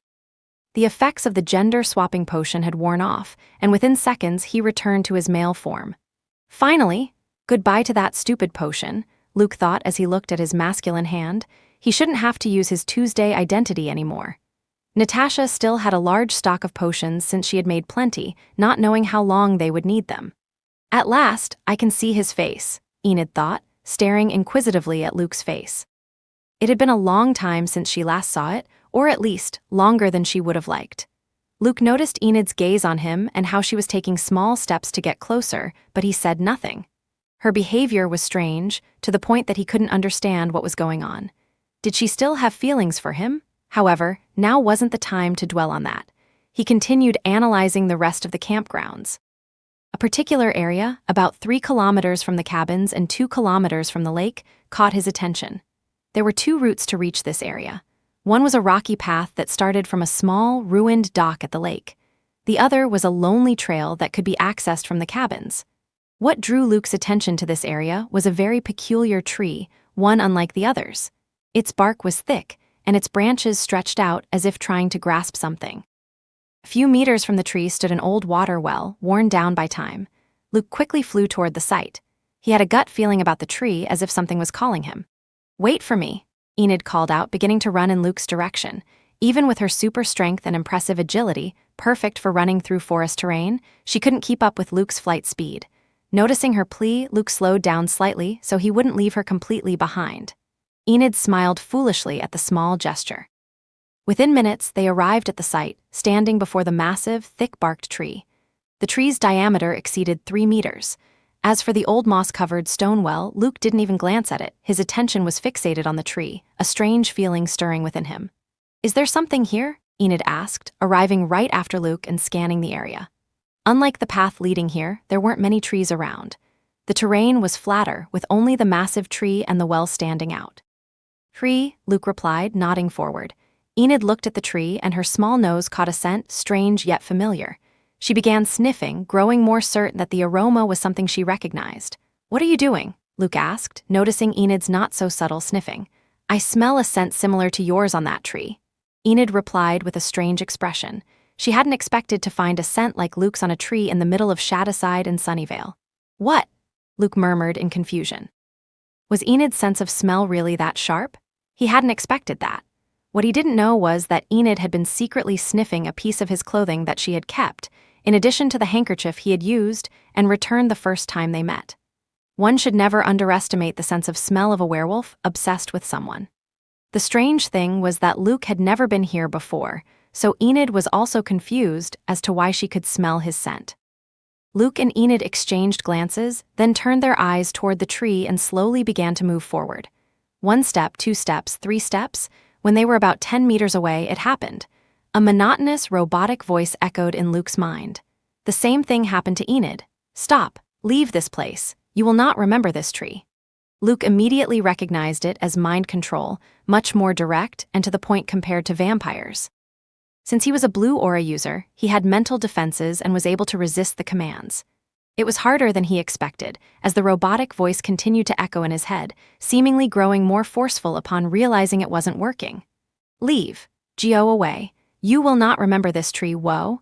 It's getting angry," Luke thought, focusing all his mental strength to fight off the mind control. It was actually a good opportunity to practice strengthening his defenses. But Enid wasn't a blue aura psychic. The only mental defense she had was a family necklace her mother had given her, which wasn't anything extraordinary. She couldn't resist the tree's command. She turned around and began sprinting away at full speed, as if she were compelled to obey with every fiber of her being. Luke glanced at Enid's retreating figure, then back at the tree, debating whether to take the evidence since it's obvious that after this they must be there. Damn it, Luke thought, clicking his tongue before taking off after Enid at full speed. He caught up to her about 500 meters from the tree and quickly sent her a mental command to stop. Enid came to an abrupt halt, her feet nearly digging into the ground. Hey, are you okay? It looks like that tree has psychic defenses. It must have been my mother, Luke commented, a theory forming in his mind. Enid slowly turned around, and then the multicolored claws on her right hand emerged, slashing toward Luke's face at high speed. With sharpened reflexes and his clairvoyance, Luke swiftly moved his head to the side, watching as Enid's claws passed just centimeters from his cheek. Enid didn't stop after her first failed strike. She continued attacking, aiming directly for Luke's head. Luke dodged with agility, making precise movements at the last moment. It was as if he predicted all of Enid's attacks and avoided them just in time. Why am I evading like this? Luke wondered. On Enid's next attack, he created a telekinetic barrier that pushed her back several meters. Enid dug her feet into the ground to stop her momentum and, with a growl, launched herself at him again, shifting into a quadrupedal stance that drastically increased her speed. Looks like that damn tree gave her more than one mental command, Luke thought as he extended his hand toward her. Enid suddenly froze in midair, caught just as she leaped at Luke, completely immobilized by his invisible telekinetic force. Trapped, Enid struggled with all her strength to break free, but Luke knew it was futile. His telekinetic force exceeded 10 tons, far beyond what a young werewolf like Enid could match, even with her lineage and immense talent. Luke was about to dive into her mind to cancel the command, or whatever the tree had implanted in her, when he noticed something alarming. Enid wasn't calming down despite realizing her helplessness. Her body started shaking erratically, her muscles tensing and convulsing as if on the verge of collapse. Her breathing was forced, and her jaw clenched so tightly that her teeth audibly ground together. Luke frowned. Why won't she stay still? You can't escape. You're only hurting yourself, he thought. The trembling worsened. Her veins seemed to bulge from the strain, and her muscles spasmed violently as they contracted and relaxed in quick succession. Luke cursed in his mind. If she kept this up, she could seriously injure herself. Without hesitation, he released her. Enid landed on the ground and immediately lunged at him again without a second thought, though her speed had diminished slightly. Luke shifted his focus. While defending himself, either by dodging with his clairvoyance or blocking with a telekinetic barrier, he entered Enid's mind. It was a much more difficult process that required far greater concentration, but he had to do it this way if he didn't want Enid to get hurt. After a few minutes, Luke successfully nullified the mental command. He was lucky to be a blue aura psychic, otherwise, bringing Enid back to normal would have been impossible. Enid remained motionless. Her eyes, once filled with blind fury, now seemed dull, as if her consciousness had been pulled from a deep trance. Her exhausted body lost all tension and collapsed forward. Luke reacted instantly, catching her before she hit the ground. Hey, Enid, are you okay? Luke asked, holding her by the shoulders. Enid's eyes reopened after a few seconds. She looked at Luke in confusion, and then the memories of what had just happened flooded her mind. I attacked you, I'm sorry. Enid immediately apologized, pulling away from him with an embarrassed expression. She had promised to help him, yet all she had done so far was cause trouble. Luke shook his head. It doesn't matter. That tree's mental command was powerful. What else did the tree order you to do other than get away from there? Enid remained silent for a moment, as if her thoughts were still scattered. So that was a mental command? She murmured to herself before looking up at him. It ordered me to kill anyone who saw the tree, she replied. Anything else? Luke asked. After that, I was supposed to kill myself, Enid said with a dark expression. That's creepy, Luke murmured, surprised. This was far more powerful than an average blue psychic's mental command. The human mind, whether normie or outcast, always retained a sliver of resistance, a crack through which free will could slip. When Luke faced an outcast and commanded them to stop, the resistance they could put up depended on their strength. At best, he could gain a few seconds of advantage, or even less, and in battle, that was a huge edge. But this tree's mental command seemed like a directive engraved deep into Enid's very being, not just dominating her mind, but rewriting her survival instinct. It didn't matter if she was aware of the danger. It didn't matter if she knew following the command would kill her. Her body kept moving forward no matter the damage she suffered, as if she were a puppet controlled by invisible strings. And that's considering it's an outcast, not a weak normie. Wait, could this tree be the cause of the camp closure? Luke thought, recalling what Elias had told him. He said that a boy killed his girlfriend and then killed himself. It's very likely they approached the tree, then moved as far away as possible, and then fought to the death, killing each other. The survivors then took their own life. The same could be true for the 3 campers who drowned in the lake. Maybe the survivor took the 2 bodies with them and then committed suicide by drowning in the lake. After all, the directive was meant to keep people as far away from the tree as possible. Otherwise, if all these people commit suicide just a few meters from the tree, it would only attract attention and rumors could spread that it's a cursed tree. Luke, Enid called. Let's go back to the tree. You stay away, I'll get closer. What I'm looking for should be there, Luke said, and with Enid, they quickly returned to the spot. Luke walked toward the tree at a moderate pace. Enid watched from a safe distance, gazing at the tree with a mix of fear and respect. As if Luke hadn't been there, she would have killed herself as the tree's curse had commanded her to do. The tree's mental commands echoed louder and louder in Luke's head. With each step he took, it felt as though the voice grew stronger and angrier. However, Luke endured and kept moving forward until he stopped just inches from the trunk. His eyes noticed what seemed to be a ritual mark on the tree's central bark. It was barely visible, worn down by time. His focus was on the tree, and he noticed a barrier that prevented him from seeing beyond the trunk as if it were hollow, yet he couldn't see what was inside. That's where the evidence must be, Luke thought with a slight smile, as the robotic and angry voice echoed in his head telling him to stop and leave. Luke tapped the tree twice with his knuckles and heard the hollow sound, but he also realized that the wood was extremely hard. He took a step back and prepared to punch the bark, right where the ritual mark was. He began to concentrate telekinetic waves in his fist, and after a few seconds, the air around Luke's fist began to vibrate. Without thinking twice, he struck the tree. Boom! A metallic sound resonated throughout the area. The telekinetic waves released stirred up a great amount of wind that sent dust, dirt, and leaves flying. A trunk as hard as metal? Enid thought, surprised by the tree's hardness. Luke continued hitting the trunk without hesitation. His parents had hidden the evidence so the Spellmans wouldn't find it, but also so that he would. There shouldn't be any chance of destroying it after breaking the tree's trunk. On the 3rd blow, his fist pierced through the trunk. When he pulled it away, he could see inside the tree, which was indeed hollow with enough space to hide something. How did they hide the evidence without breaking the tree? Luke wondered, unable to comprehend how his parents managed such a feat. Inside the tree trunk was a dusty and worn-out backpack. Luke had to enlarge the hole he made because the backpack couldn't fit through yet. After a few more blows, he finally had the backpack in his hands.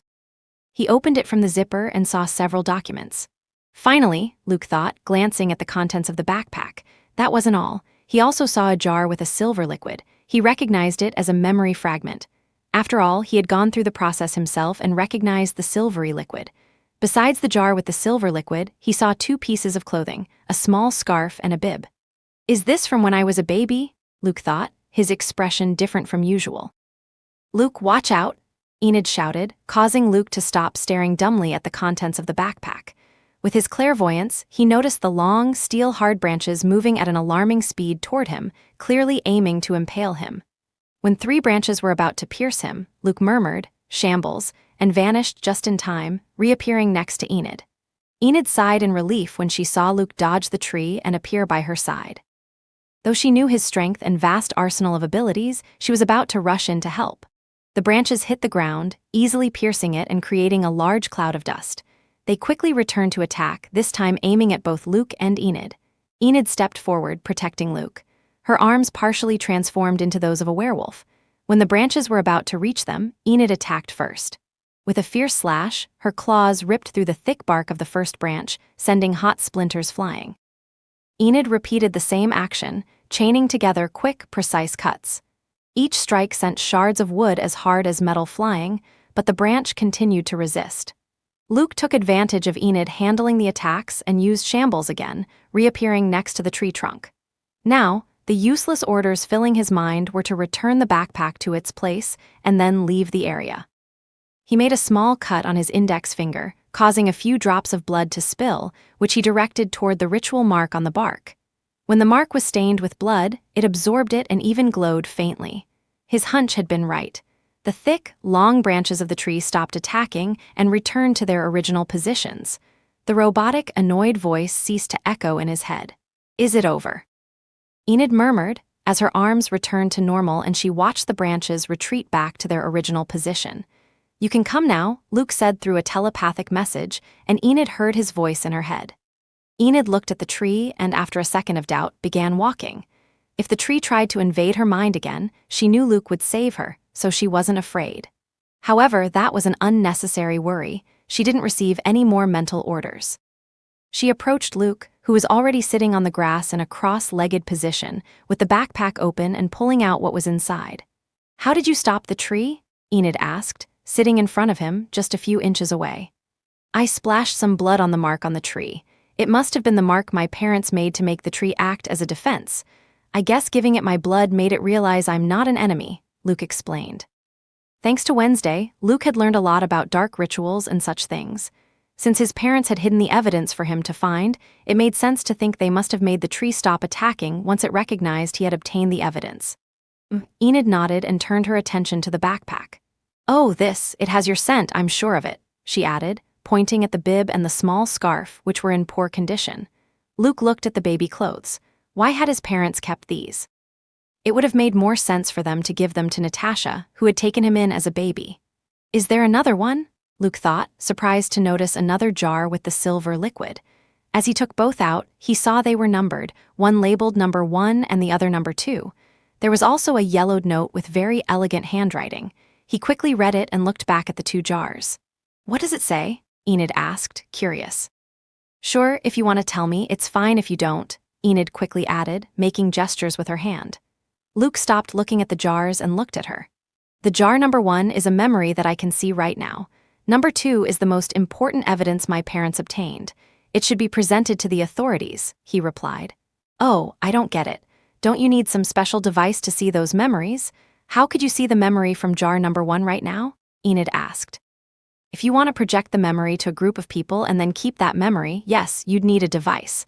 But if one person drinks the liquid, they'll see the memory, kind of like a vision, but the memory will be lost forever, Luke explained patiently, only because it was Enid asking. Drink that silver liquid? Enid said with a strange expression, staring at the thick liquid in the jar, which didn't look like an appetizing drink. Yes, it's drinkable, according to the theory I read. Its taste is supposedly thick and metallic, Luke responded, while putting jar number 2 into the backpack and leaving only the first one. He carefully opened the lid, and before drinking it, he looked at Enid. Can you protect me? He asked, knowing Niklaus was on his way, but his curiosity was greater. For the first time, he would see his parents in a lived memory. Of course, Enid responded instantly, standing up. Drink it, don't worry, I'll keep watch. Luke nodded gratefully and, not wasting any more time, drank the silver liquid. He had to drink it all. He felt the dense liquid slide down his throat, leaving a metallic aftertaste that made him shiver. It wasn't exactly unpleasant, but the thick, cold sensation twisted his stomach. As soon as he finished swallowing, a chill ran through his body and his vision began to blur. His eyes turned white, and the world around him seemed to fade away. A sensation of weightlessness enveloped him, as if his mind had been ripped from his body. Everything became blurry until, suddenly, he felt solid ground beneath his feet. Luke blinked, finally regaining his vision. He was still in the same place in front of the tree trunk, but something had changed. It was night, with the faint moonlight illuminating the forest. Then he saw her, standing before him, a beautiful young woman around 25 years old. Her brown hair, almost blonde, fell in soft waves over her shoulders, reflecting the moon's glow. Her face was serene but enigmatic, with clear, deep eyes that stared at him with intensity. She wore a dark robe with some cuts and dried blood. She didn't seem to be in the best condition, though not in a critical state either. Luke felt his heart beat strongly. He didn't need anyone to tell him. It was his mother. Besides knowing it was his mother, Luke couldn't help but compare her to his feminine form, Tuesday. They had similarities, though Tuesday's hair was a golden shade that gave her a more fairy tale appearance, and her features were much softer. My name is Sophie Poe. I hope the person who sees this memory is my son. Luke, the woman spoke, her serene expression showing no desperation despite the situation she was in. Her voice was calm, lacking the emotion that a typical mother would have when speaking to her child for the first time, knowing this might be the only message her son could hear from her. If you're seeing this, it means you've managed to survive and have obtained the evidence we hid. You must present the evidence to the council, but don't trust the council members completely. Several outcast families are already working with the Spellmans. You can trust my family, the Umbrio. Also, the Adams and the Faulkners. The other psychic families of the Six Greats are not to be trusted, though I'm not saying they're conspiring or under the Spellman's orders. Sophie continued her monologue calmly, her eyes showing only a faint glimmer. In jar number 2 is the most important evidence of all.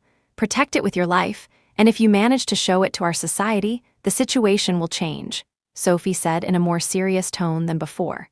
Is that all? Asked a male voice that Luke didn't recognize. The strangest part was that the voice escaped his lips without him controlling it. He quickly understood what was happening. It was his father's voice, John Poe. The memory was from his head, so Luke was in his POV, so to speak. Yes, that's all. Now say something if you want, Sophie replied. There was a brief silence, broken only by the distant sound of the wind. Well then, before dying or disappearing or whatever happens to us, I want to leave a message for my son, John said in a tone bordering on sarcasm. Father, Luke thought, wanting to see his face, but he couldn't.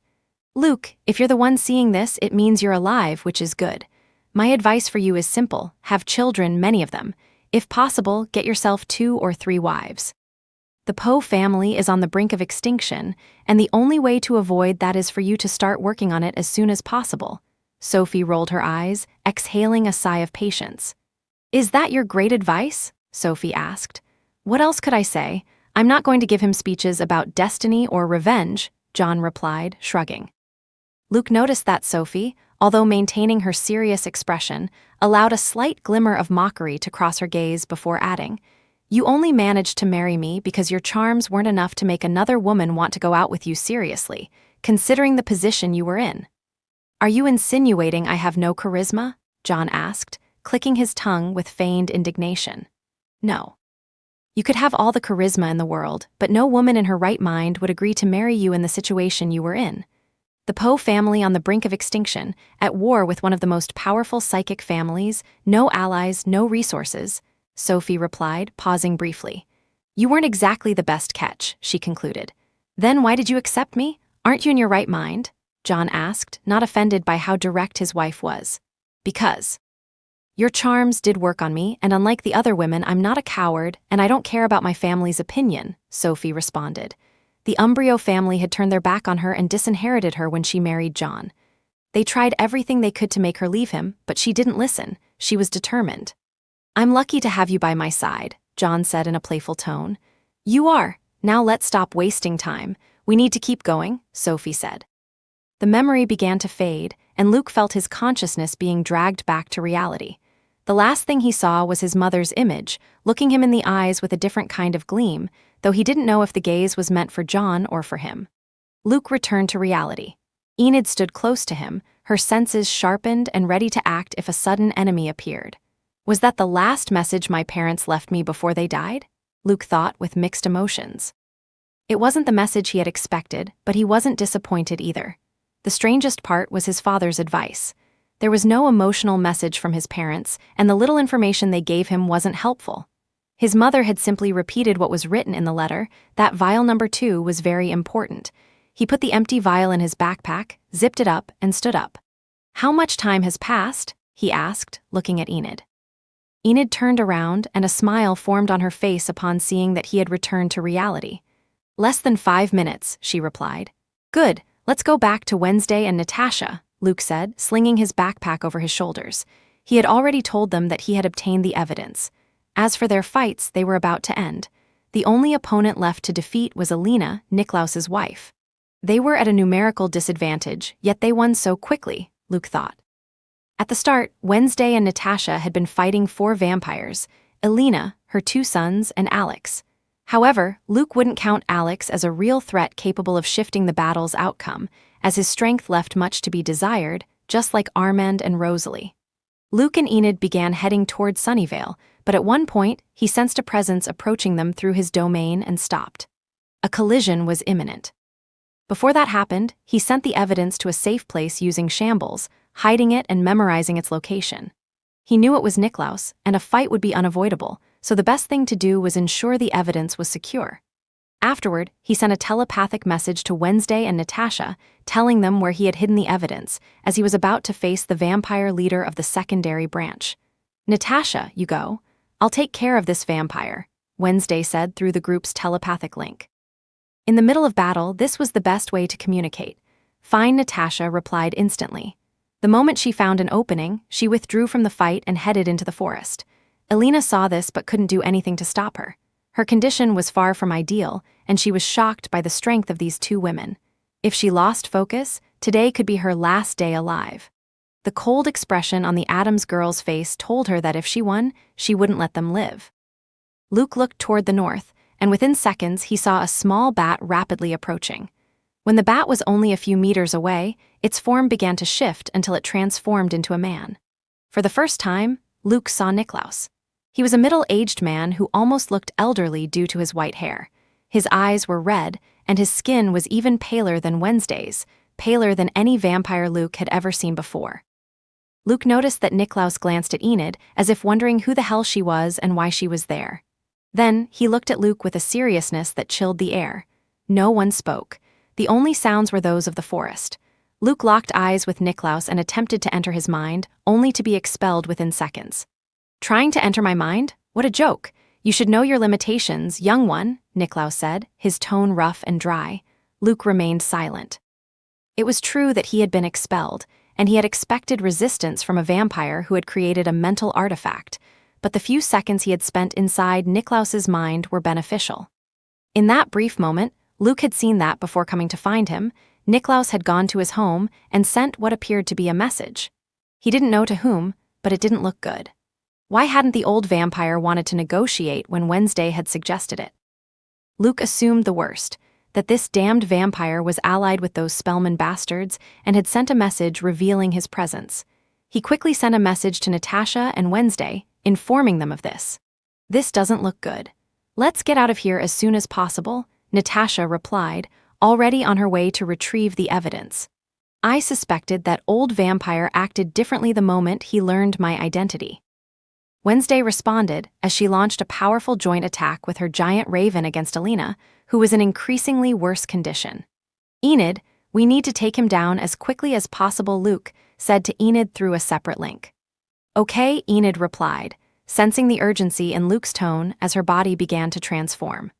Luke took advantage of the moment Niklaus watched Enid's transformation to launch himself at him with an explosive telekinetic burst. His body became a projectile, crossing the distance in a blink, dragging a whirlwind of wind and loose leaves in his wake. In his right fist, he concentrated telekinetic waves that vibrated with fierce intensity, forming a translucent sphere that compressed the air around it. Without hesitation, he aimed the punch directly at the old vampire's face. But before the blow could connect, Niklaus vanished. What Luke's fist met was not flesh or bone, but a dense, dark mist that dispersed with an eerie hiss. The unleashed telekinetic waves, now without a target, generated an explosion of uncontrolled wind. An unfortunate tree was struck by Luke's blow. Its trunk exploded into splinters with a deafening crack before collapsing with a thunderous crash. Luke landed with a slight forward tilt, his eyes locked on the mist drifting through the air before it condensed once more into the figure of Niklaus, a few meters away. The speed of a vampire over 100 years old. He thought, grimacing as he noticed his enemy didn't even seem concerned. Niklaus kept his hands behind his back, watching him with an exasperating calm, as if Luke's attack had been nothing more than a gentle breeze. "The rumors said you were more talkative," Niklaus remarked. Before Luke could respond, though he had no intention of doing so, a fierce roar tore through the air. Enid, now fully transformed into her wolf form, emerged like an unleashed beast. Her paws dug into the ground, and with a single powerful leap, she launched herself at Niklaus, claws ready to tear him apart. But the vampire dodged the attack just as he had done with Luke. His body dissolved into dark mist at the exact moment Enid's claws slashed through empty air. He reappeared a few meters away, his expression now marked by a faint glimmer of disdain. "Werewolves," he thought with contempt. These wild creatures had always been too impulsive and lacked any sense of refinement. Before he could mock the lycanthrope, Luke was already in motion. The ground trembled as two massive trees, each weighing over 2 tons, were ripped from their roots and lifted into the air. With a flick of his hand, Luke hurled them like deadly projectiles straight at the vampire. At the same time, an invisible yet overwhelming force crashed down on Niklaus. 6 tons of telekinetic pressure bore down on him, attempting to pin him in place or at least slow him down. Niklaus let out a low growl. The pressure was considerable. His body, though powerful, felt the crushing force restricting his movements. He could no longer move as effortlessly as before, and dodging the incoming trees was not as easy as he would have liked.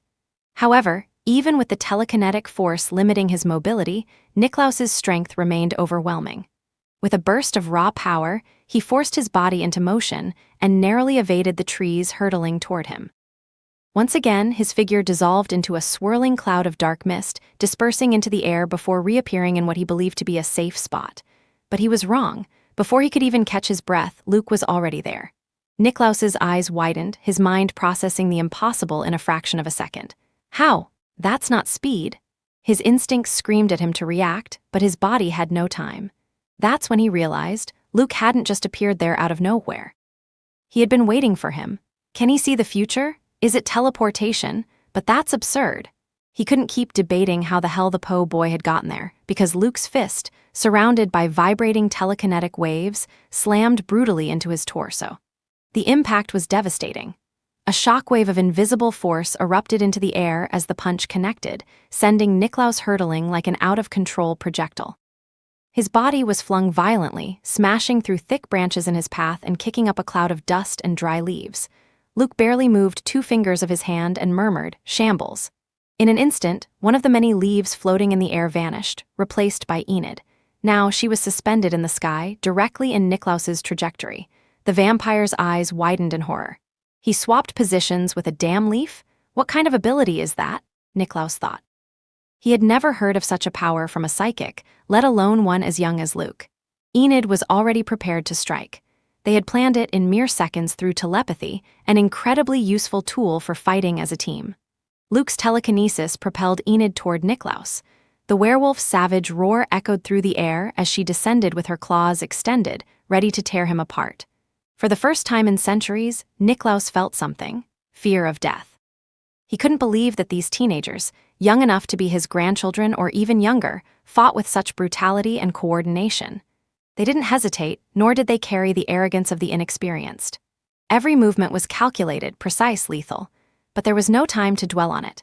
With the instincts of a cornered predator, he raised a hand, and his own thick, dark blood spilled from his wound, molding itself into a crimson shield in front of him. The impact was brutal. Enid's claws dug into the blood barrier, which didn't last long before shattering. Her attack continued, striking Niklaus. He managed to block the killing blow, but the injury was far from minor. Pain shot through his body, and he heard his bones crack. The vampire crashed heavily onto the ground, rolling several meters before stabilizing himself. He propped himself up on one knee, breathing heavily as blood dripped from his mouth. The wound on his torso, courtesy of Luke's telekinetic punch, still throbbed. It had caused internal damage, and it wouldn't be easy to heal. Enid's attack had been just as vicious. Her claws had torn into his side, and thick, dark streaks of blood stained his clothes. He tried to stand with dignity, but his movements were no longer as fluid as before, and that's when Luke spoke for the first time. "Well, old man?" His tone was mocking, arrogant, as if he were enjoying himself. "For a vampire over 100 years old, you look more like a drunk who lost a bar fight. Maybe kidnapping normies and drinking their cheap blood made you rusty." Niklaus's eyes turned bloodshot, a mix of fury and wounded pride burning inside him. "Now you talk, you bastard," Niklaus thought indignantly. He snarled, baring his fangs, ready to lunge at the insolent brat, but Luke and Enid were already moving, resuming the battle without losing an ounce of intensity. The battle against Niklaus continued.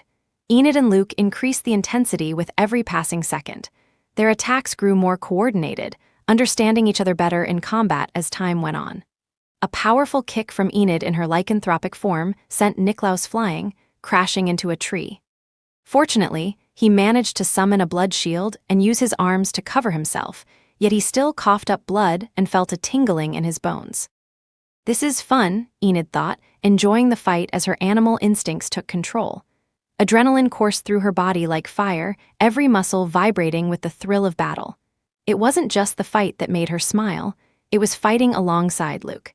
This is bad, Niklaus thought, pushing his brain to its limits to find a way to survive. He hadn't expected to be overwhelmed like this. He had the speed to dodge the attacks of just one of them. If he only faced Luke, he could evade his strikes like he did when Luke first attacked. The same went for the Lycan, but against both, there was no escape. Luke was a conductor in battle.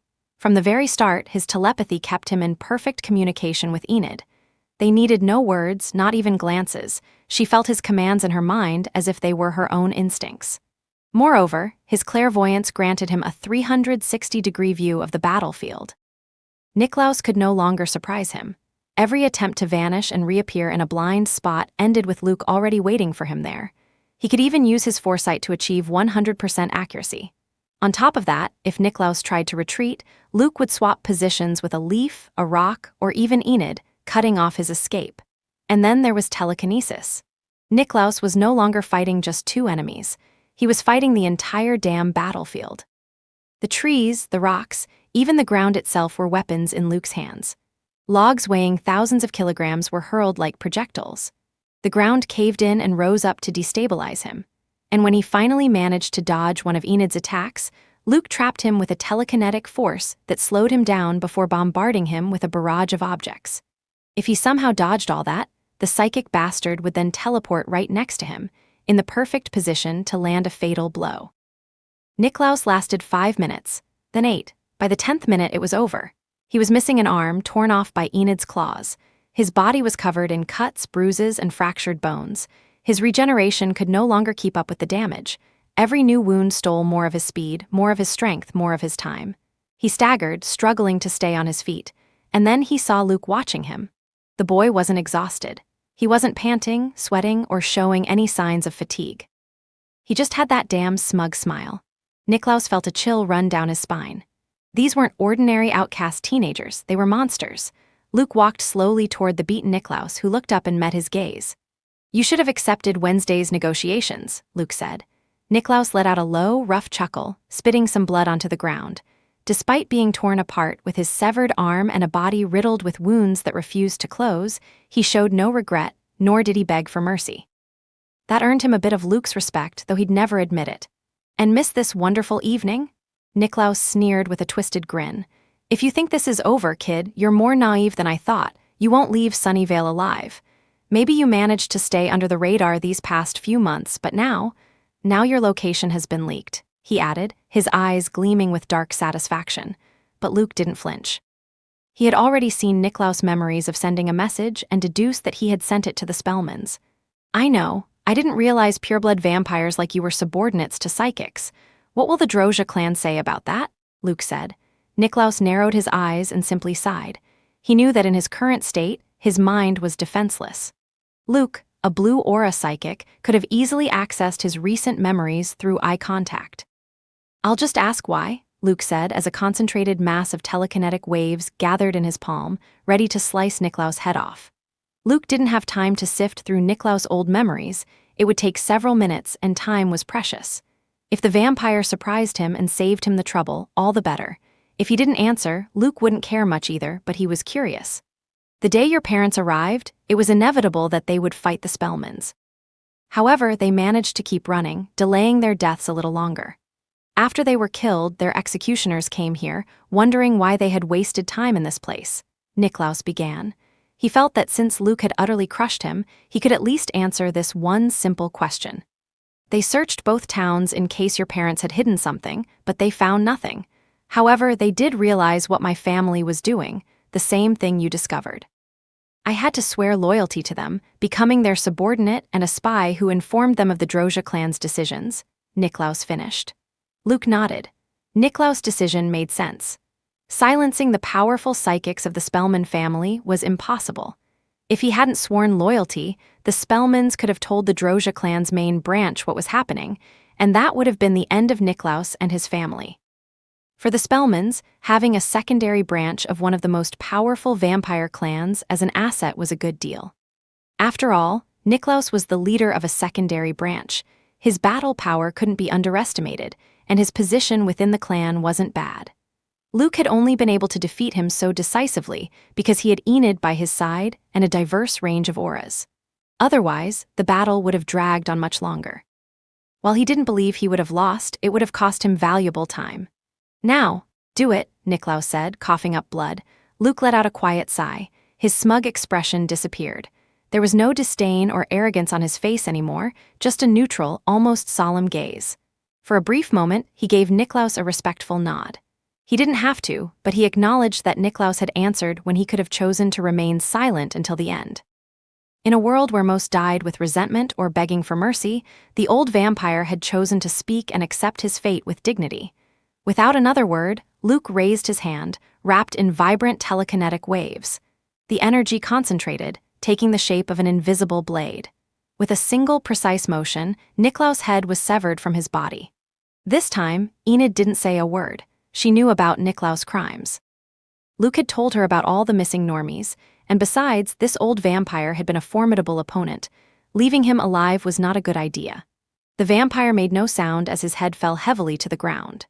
As a precaution, Luke raised his other hand and condensed a small telekinetic sphere, firing it straight into the corpse's chest, piercing through the heart. Then, in mere seconds, he used telekinesis to create a grave, moving the body along with its severed head inside. He covered the hole with earth. Lowering his hand, he gazed at the improvised grave for a second before turning to Enid. There was no satisfaction on his face, only the certainty that one more obstacle had been removed from his path. "We're done here," he said in his usual tone, his expression returning to normal. But in his mind, he kept that brief moment of respect for an enemy who had accepted his fate with honor. "Has Wednesday finished her fight?" Enid asked. "Yeah, just a few seconds before us. Who would have thought? Both vampires died almost at the same time," Luke replied. "Natasha has already found the evidence and is heading toward the exit of Sunnyvale. We need to get out of here as soon as possible and meet up with Fester," Luke said. They had planned their escape long ago in case their position was compromised. Enid nodded. She remembered that Fester was Wednesday's uncle. Back when they shared a room at Nevermore, Wednesday had told her a bit about her eccentric family. Luke wasted no time and began to rise into the air. Enid felt her body lift off the ground, suspended by Luke's telekinesis. But this time, it was different. He wasn't carrying her on his back like before. That was no longer necessary, and besides, their relationship wasn't like that. Luke's control had improved, and now he could make people fly alongside him without compromising his speed. Though the speed of those he carried wasn't as fast as his own, it was still effective. The two of them ascended over Sunnyvale, moving in Wednesday's direction. Then, out of nowhere, the sky darkened at an alarming speed. As if night had suddenly fallen, thick black clouds covered the city. The air grew heavier, charged with electricity. A lightning bolt lit up the sky. The sound of thunder roared with terrifying force. Luke narrowed his eyes. He knew this wasn't natural. This isn't Fester. Luke thought, a bad feeling growing inside him.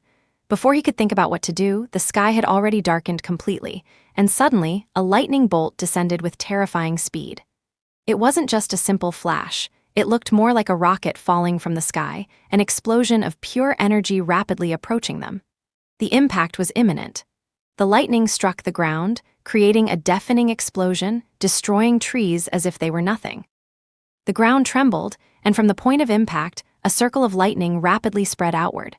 Luke pulled Enid close to his side to keep her near and quickly created a telekinetic shield that covered them both. The lightning struck the shield, and although strong, it couldn't withstand the force. Within seconds, the lightning pierced through, shattering the protective barrier. Luke barely had time to react. Quickly, he activated Shambles. In the blink of an eye, he teleported both of them several meters back, just far enough to avoid the direct impact, preventing the lightning from reaching them. The air vibrated around them with the storm's residual energy, but at least, for the moment, they were safe. Enid sighed in relief, having survived the sudden lightning storm that had tried to strike them. She wouldn't have been able to escape and would have had to rely on her bones and super regeneration to endure. Both of them turned to look at the place where the lightning had struck. The terrain there seemed to have been completely transformed. A massive crater spread before them, as if the lightning's impact had pierced the very ground. The nearby trees were shattered and burned. The ground was scorched, the soil hot to the touch, and the energy lingering in the air made both of their skin tingle. "Listen to me, Enid. You must go to Wednesday, help her in her fight," Luke said to Enid through telepathy in a serious tone. "What? Another enemy appeared?" Enid asked with a grim expression. This was not good. Luke nodded and quickly explained that, with his domain, he had sensed a powerful presence at Wednesday's location. a presence with an aura far stronger than Alina or Niklaus. And you? Enid asked.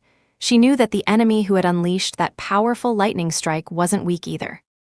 I'll manage somehow, Luke replied, and without further discussion, he teleported Enid with Shambles, sending her about 10 kilometers away to where Wednesday was. Through his clairvoyance, Luke could tell that the enemy he was about to face had an aura far more powerful and dense than the one that had appeared near Wednesday. Sending Enid there would increase the chances of survival for both girls. If that meant facing the most dangerous enemy alone, so that the two of them had a better chance of surviving together, he would do it without hesitation.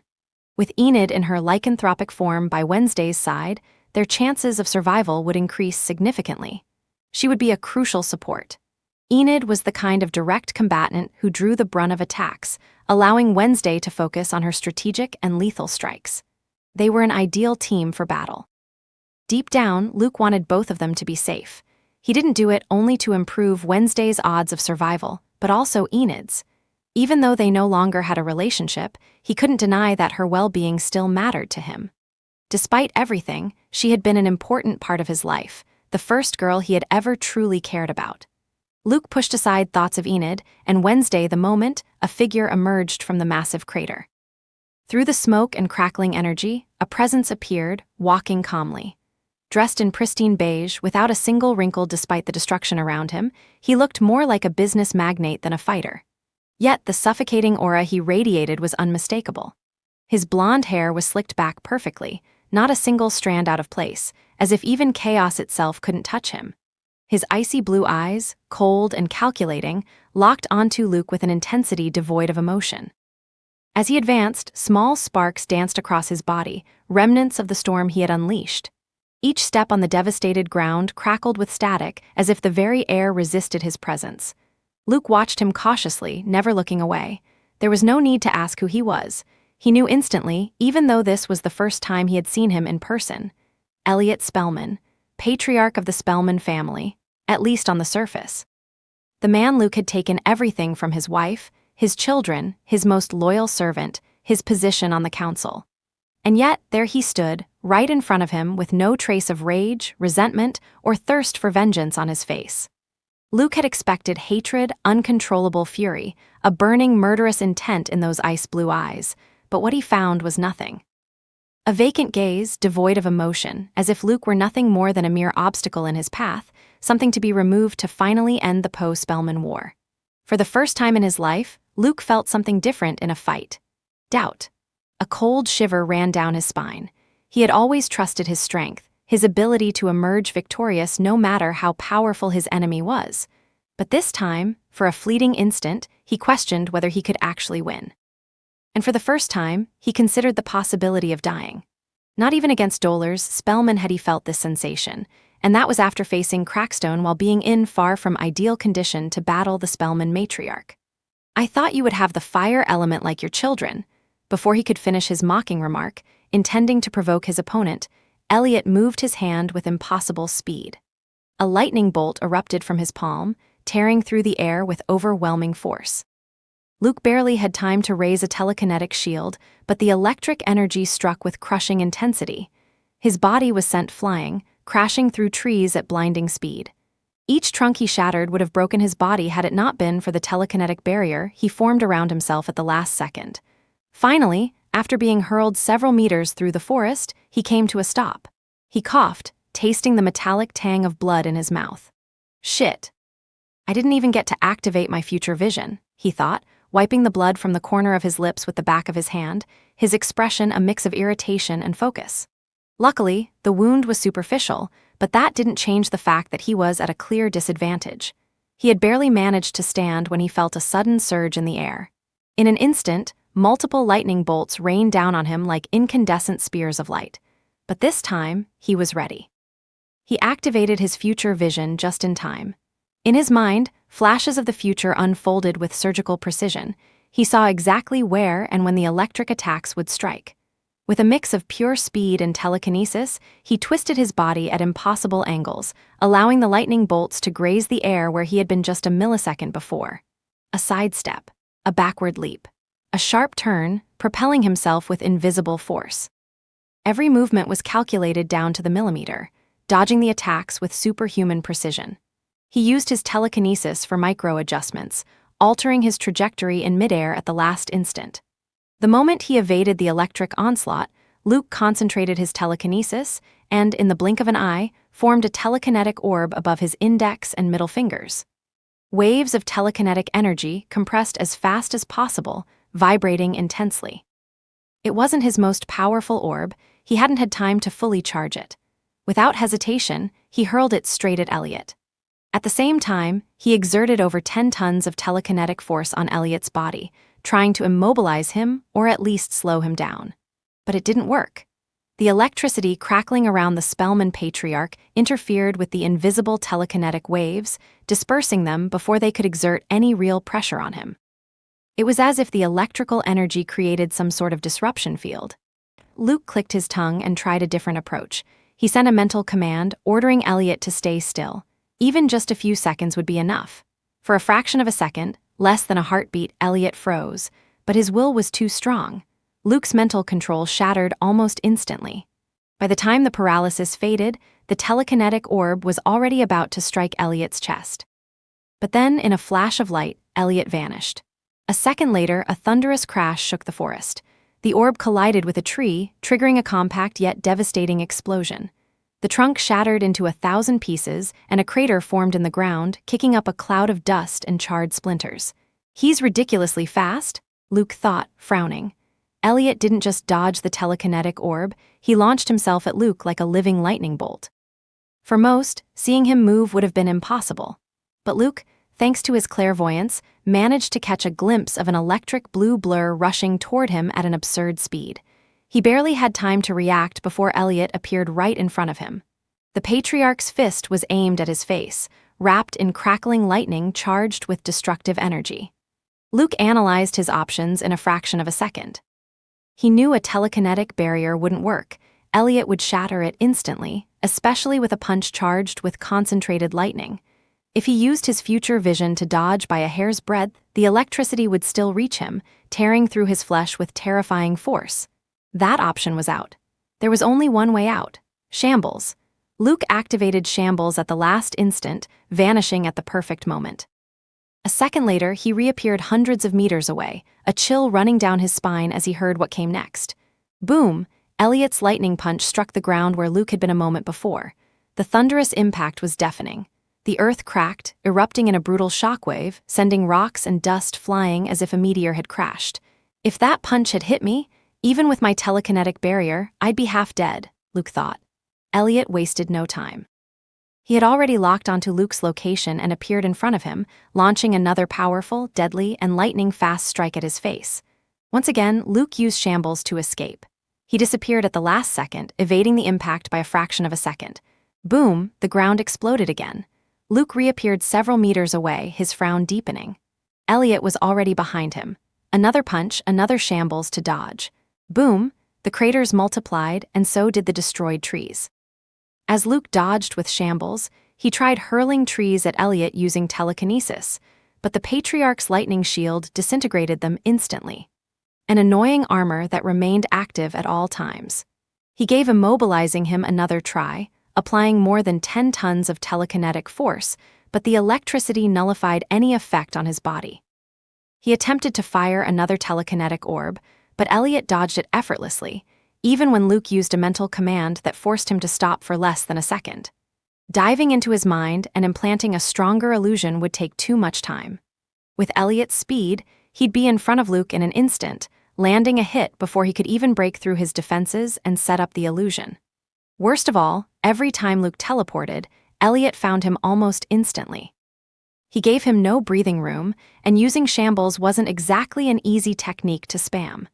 Meanwhile, Elliot's lightning strikes felt like ordinary punches, barely draining his energy. His strength is on another level compared to Atlas and his ugly wife, Luke thought, sweat running down his forehead. He was clearly not in control. His situation was far from good. Wednesday moved through the shadows, her silhouette vanishing and reappearing in the dark corners of the courtyard belonging to the vampire's mansion. However, her enemy was not one of the vampires. She had killed Alina and her 2 children, her current opponent was someone far more dangerous. Several meters away, a lanky man advanced calmly. His long blonde hair swayed slightly in the breeze, and a twisted, mocking smile played on his lips as he looked at Wednesday. "What a disappointment," the man said, amusement and scorn mixing in his voice. "An Adams running like a rat, and not just any Adams, the firstborn of the family, the famous heir, Wednesday Adams," he added, his smile widening. "Gabriel Spellman. He talks too much and is annoying," Wednesday thought as she observed the lanky man who was Elliot's younger brother. The contrast between the two was striking. "You know, when I heard the Adams family was getting involved in this war, I didn't believe it." "You've always been. Strange, yes, but never suicidal," Gabriel remarked. Wednesday remained silent, evaluating her options. Gabriel was faster than she had expected. His aura was orange, and he controlled the wind element, granting him incredible speed. Not only was he faster than her, but she also couldn't block his wind attacks directly. Her shadows weren't strong enough to withstand the pressure of the wind. And then, I heard something even more ridiculous. "My daughter told me you fell in love. She always talked about you, an elite psychic, cold, calculating, unreachable. She admired you, respected your impenetrable attitude, but she was deeply disappointed when it became public that you were dating that po' boy. A pariah raised among normies, with a family teetering on the brink of collapse," Gabriel said with utter disdain. Wednesday's dark eyes narrowed slightly. She vaguely remembered Gabriel's daughter, a girl her age or perhaps a little younger. Because of her maternal family, she had been forced to attend those absurd social gatherings, meeting supremacists and outcast fanatics who despised normies. "It's pathetic, you know," Gabriel continued, circling the conversation like it was a game. "Even if Poe is a pureblood outcast, he was raised like a normie, hidden away like a disgrace, the last of his lineage." Wednesday felt a flicker of irritation but didn't take the bait. The fact that Gabriel was talking so much meant he didn't see her as a threat, a mistake, but a mistake she couldn't take advantage of just yet. To Gabriel's confusion, a cold smile formed on Wednesday's pale face. "Why the smile?" he asked. "You talk about your daughter as if she were something special, as if she were superior to Luke." Gabriel raised an eyebrow, but Wednesday continued before he could interrupt. "Let me tell you something," she said, her tone almost didactic, as if explaining something obvious to a slow-witted child. "Luke Poe, the outcast raised among normies, the pariah of a fallen family, killed Sebastian and Ingrid. Your nephews, your brother's children, remember, Luke turned them into lumps of flesh. They weren't even a challenge." Gabriel's expression shifted immediately, his eyes narrowing dangerously. "Yes," Wednesday tilted her head coldly, "those two died in a horrible and pathetic way." "So tell me, Gabriel, if your pathetic daughter were to face Luke, how long do you think she'd last? Because I'd say not even 3 minutes," she said, her tone as dry as a knife sliding over stone. Gabriel's eyes burned with fury. The air around him began to swirl violently, and in the blink of an eye, a powerful gust of wind shot toward Wednesday. Wednesday managed to vanish into the shadows, narrowly avoiding the razor-sharp wind that tore through ancient marble statues, shattering them into lethal projectiles that scattered in all directions. Without wasting a second, she raised her scythe of darkness, its blade wrapped in a pulsating blackness, and swung it with precision. A slashing wave of shadows shot toward Gabriel, racing through the air at high speed. Gabriel reacted instantly. With a movement of his hand, a new blast of compressed wind exploded toward Wednesday, this time even stronger than his previous attack. The two energies clashed in a devastating impact, darkness against wind. The collision sent shockwaves rippling through the courtyard, shaking the ground and kicking up a whirlwind of debris and dust. The force of the wind prevailed. The gust intensified, shattering the wave of shadows into fragments until it dissipated completely. It continued toward Wednesday, forcing her to vanish into the shadows once more. She reappeared several meters away, her gaze icy, but showing no trace of frustration. A dynamic similar to that of Luke and Elliot was now unfolding between Wednesday and Gabriel. The only difference was that Wednesday had more time to react and counterattack, as Gabriel wasn't as fast as Elliot. Still, all of her counterattacks were useless, and she was forced to rely on her shadow travel to evade the wind attacks. Little by little, they moved away from the vampire mansion and into the forest. "That sphere is annoying," Wednesday thought, her expression barely shifting.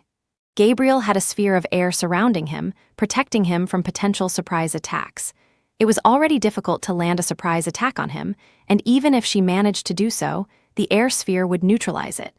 Gabriel's attacks were composed of extremely powerful and destructive wind blasts. If she allowed even one to hit her, she would be severely injured, meaning she couldn't afford to execute overly complex lethal strikes. His speed was no joke either. By controlling the wind, he used it to move at high velocities with incredible agility. His feet barely touched the ground before he was somewhere else, as if the wind itself carried him. Wednesday disappeared into the shadows again and again, trying to find an angle of attack, but Gabriel had already begun predicting her movements. In an instant, Gabriel spun on his heel and unleashed a gust of wind toward the exact spot where Wednesday was about to reappear. Boom!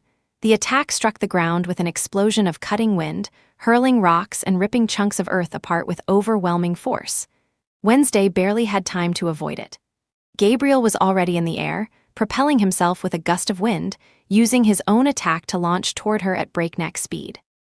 His hand rose, gathering a torrent of compressed air, ready to unleash a deadly strike that would be far more difficult for Wednesday to evade due to her awkward position. But then, a thunderous roar shattered the tension in the air.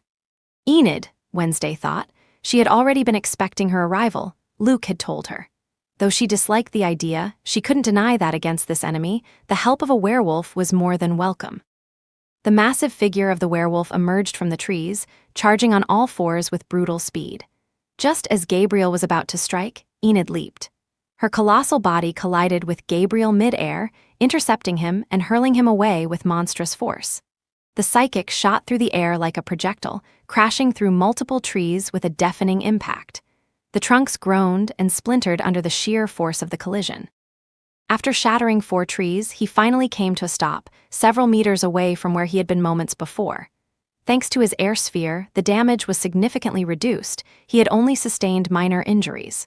What a nuisance, Gabriel muttered, watching the werewolf now standing beside Wednesday from a distance. Are you okay? Luke sent me, Enid said in her lichen form.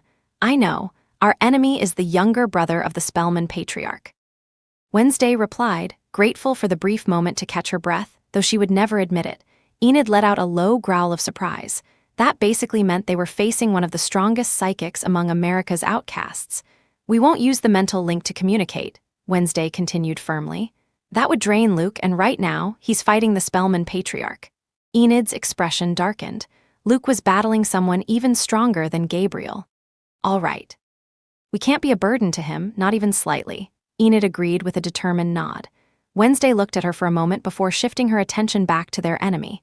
Gabriel was approaching calmly, his gaze filled with disdain as he assessed the new arrival. You, Gabriel said, eyeing Enid with disinterest. A wild beast. How fitting that Poe surrounds herself with this kind of company. As a psychic of pure lineage, Gabriel viewed other outcast races as vastly inferior. Neither Wednesday nor Enid paid any attention to his remark. Wednesday looked at Enid and said, to defeat him, we need to work together. Enid blinked in surprise. She knew how proud and stubborn Wednesday could be, so she hadn't expected her to suggest teaming up so quickly. I need you to attack head-on and up close. Use your speed and brute strength to keep the pressure on him. I'll strike from the shadows, looking for an opening and supporting you when necessary, Wednesday explained. Got it, Enid nodded without hesitation. She respected Wednesday's intelligence and knew it would be foolish to insist on doing things her own way. Are you done whispering words of encouragement? Gabriel mocked. Or do you actually think teaming up will change the outcome? Wednesday didn't respond. In the blink of an eye, her scythe of darkness appeared in her hands before melting into her own shadow. At the same time, Enid bent her legs, preparing to strike. Boom. Luke appeared hundreds of meters away with shambles, but the exact moment his body materialized, a blue lightning bolt struck him. Elliot had predicted his location after Luke had dodged so many times with shambles. Although he didn't have clairvoyance, he had great battle sense and experience. Luke barely managed to raise a telekinetic shield before the impact hit him. The shield lasted only a few seconds before shattering. Luckily, the lightning's lethal force had dissipated, but the impact sent him flying backward, hurling through the air like a projectile. His body spun violently before crashing into the ground, rolling several meters before coming to a stop. A sharp pain spread through his back and arms. Scrapes, cuts, and bruises covered his body. Nothing serious yet, but the fatigue was building up. His speed is a problem, Luke thought as he got to his feet, breathing erratically. Even when using his clairvoyance and shambles, he always dodged at the last second and barely had time to counterattack. Moreover, the power of Elliot's lightning was overwhelming. However, Luke had faced enemies with lethal and powerful attacks before, yet he could always predict their strikes and evade them. Elliot kept up his relentless attacks, not stopping for even a second. They were getting farther and farther from the forest. 1 out of every 5 attacks, Elliot managed to predict where Luke would teleport with shambles and landed a hit, sending him flying several meters. But Luke gradually adapted, preparing to create a telekinetic dome, which significantly reduced the damage he took. Another electrified strike came his way. Luke disappeared with shambles before it could hit him, but Elliot was already on the move. As Luke reappeared in a different position, he was ready for Elliot's long-range attack, but his vision of the future made him frown. This time, Elliot wasn't going to attack from a distance. He was coming straight at him for close combat. "Shit!" Luke cursed, knowing that a telekinetic shield alone wouldn't be enough against Elliot's fist. He quickly raised the strongest telekinetic shield he could and also ripped 2 trees from the ground, placing them in front of him as additional barriers. Elliot crashed into the first tree, his electrified fist piercing through it like paper. The wood exploded into splinters, but his punch didn't stop. The second tree met the same fate. Its thick bark was effortlessly torn apart, and the speed of Elliot's electrified fist didn't even slow down. Then, it struck Luke's barrier. The force of the impact made the telekinetic shield vibrate like glass about to shatter. Luke gritted his teeth, struggling to hold it up. But it only lasted a few seconds. The shield shattered, and Elliot's fist was now heading straight for Luke's chest. Luke's eyes widened. He knew that if that electricity-coated fist hit him, he was dead. His body, though enhanced, wasn't nearly as powerful as 2 trees and a 10-ton telekinetic barrier. The moment the shield collapsed, he used his telekinesis on himself. He didn't try to push Elliot away because he knew that wouldn't work. Instead, he channeled all his strength into a telekinetic burst to propel himself backward. Luke catapulted himself away just as Elliot's lightning-charged fist struck the space where his chest had been. But he didn't escape unscathed. Even with his instant reaction, the crackling lightning from the punch grazed him, surging across his side and shoulder like burning whips. A fierce pain shot through him. He felt his muscles spasm and his left arm go numb, but he had no time to assess the damage Elliot's strike, combined with his own momentum, had sent him flying at incredible speed. Luke finally left the forest, soaring through the night sky toward Sunnyvale. As he hurtled through the air, he saw Elliot transform into living lightning and start chasing after him. "Teesh, bastard," Luke thought, annoyed at being the only one getting beaten to a pulp. He raised his hand, bringing his index and middle fingers together, condensing telekinetic waves to a critical point, gathering energy as fast as he could. Then he fired the orb straight at Elliot. At the same time, he issued a mental command: "Stay still." For less than a second, Elliot halted, but he was already prepared to dodge the attack. Luke had tried this before, and with his absurd speed, Elliot had evaded it effortlessly. But Luke wasn't an idiot. He wouldn't waste energy on an attack that was doomed to fail. The instant Elliot dodged the orb, Luke activated Shambles. The telekinetic orb blinked out of place, swapping with a tiny grain of dirt, now floating just millimeters from Elliot. Too close, Elliot thought, realizing there was no way to dodge this time. Boom! The telekinetic sphere struck Elliot head-on, detonating against his lightning shield in a brutal explosion. Blue sparks erupted in all directions as telekinetic pressure and electric energy clashed, shaking the air like thunder. Luke smiled in satisfaction, but then he crashed into the asphalt. The only thing he could do was create a circular barrier around himself to avoid breaking his bones upon landing. The concrete shattered from the sheer speed of his descent and the force of his telekinetic shield, forming a massive crater in the streets of Sunnyvale. Luke coughed up blood as he stood up. The landing had been a success. He hadn't suffered damage from that. What had hurt him were Elliot's lightning strikes, which managed to reach him after shattering his previous telekinetic barrier. Luke glanced around. Car alarms blared, building lights flickered, and murmurs began to rise as people approached the crash site. Sunnyvale wasn't deserted. Even though it was nighttime, the football game had ended not long ago. Many people had gone to bars or restaurants to eat. Now, the fight didn't just involve them. The battle had reached the city. The first to arrive at the street where Luke stood was Elliot, landing with a powerful crash just a few meters away. His appearance was no longer as pristine as before. His hair was disheveled, his clothes were singed from the explosion, and a thin trail of blood ran near his mouth and nose. "Now I see why my sons and Atlas had no chance against you," Elliot said, speaking for the first time as he wiped the blood from the corner of his mouth. Luke's expression darkened. His telekinetic orb hadn't done as much damage as he had hoped, though that was partly because he hadn't been able to condense enough telekinetic waves, having to do it so quickly. Now he talks, Luke thought, raising an eyebrow. Either way, he welcomed the chance to catch his breath. "They should have waited patiently until I graduated from Nevermore. Maybe your sons would still be alive," Luke said with a mocking smile. Elliot's expression remained the same. Blank, unchanged. "My sons died because they were weaker than you. There's nothing that can be done about it," Elliot remarked as if he were casually discussing the weather with a friend and not with the murderer of his children and wife. Luke was taken aback by Elliot's monotony and coldness. Did he really care so little about his own children? If Luke were standing before the killer of someone he cared about, he wouldn't be able to control his rage and thirst for vengeance.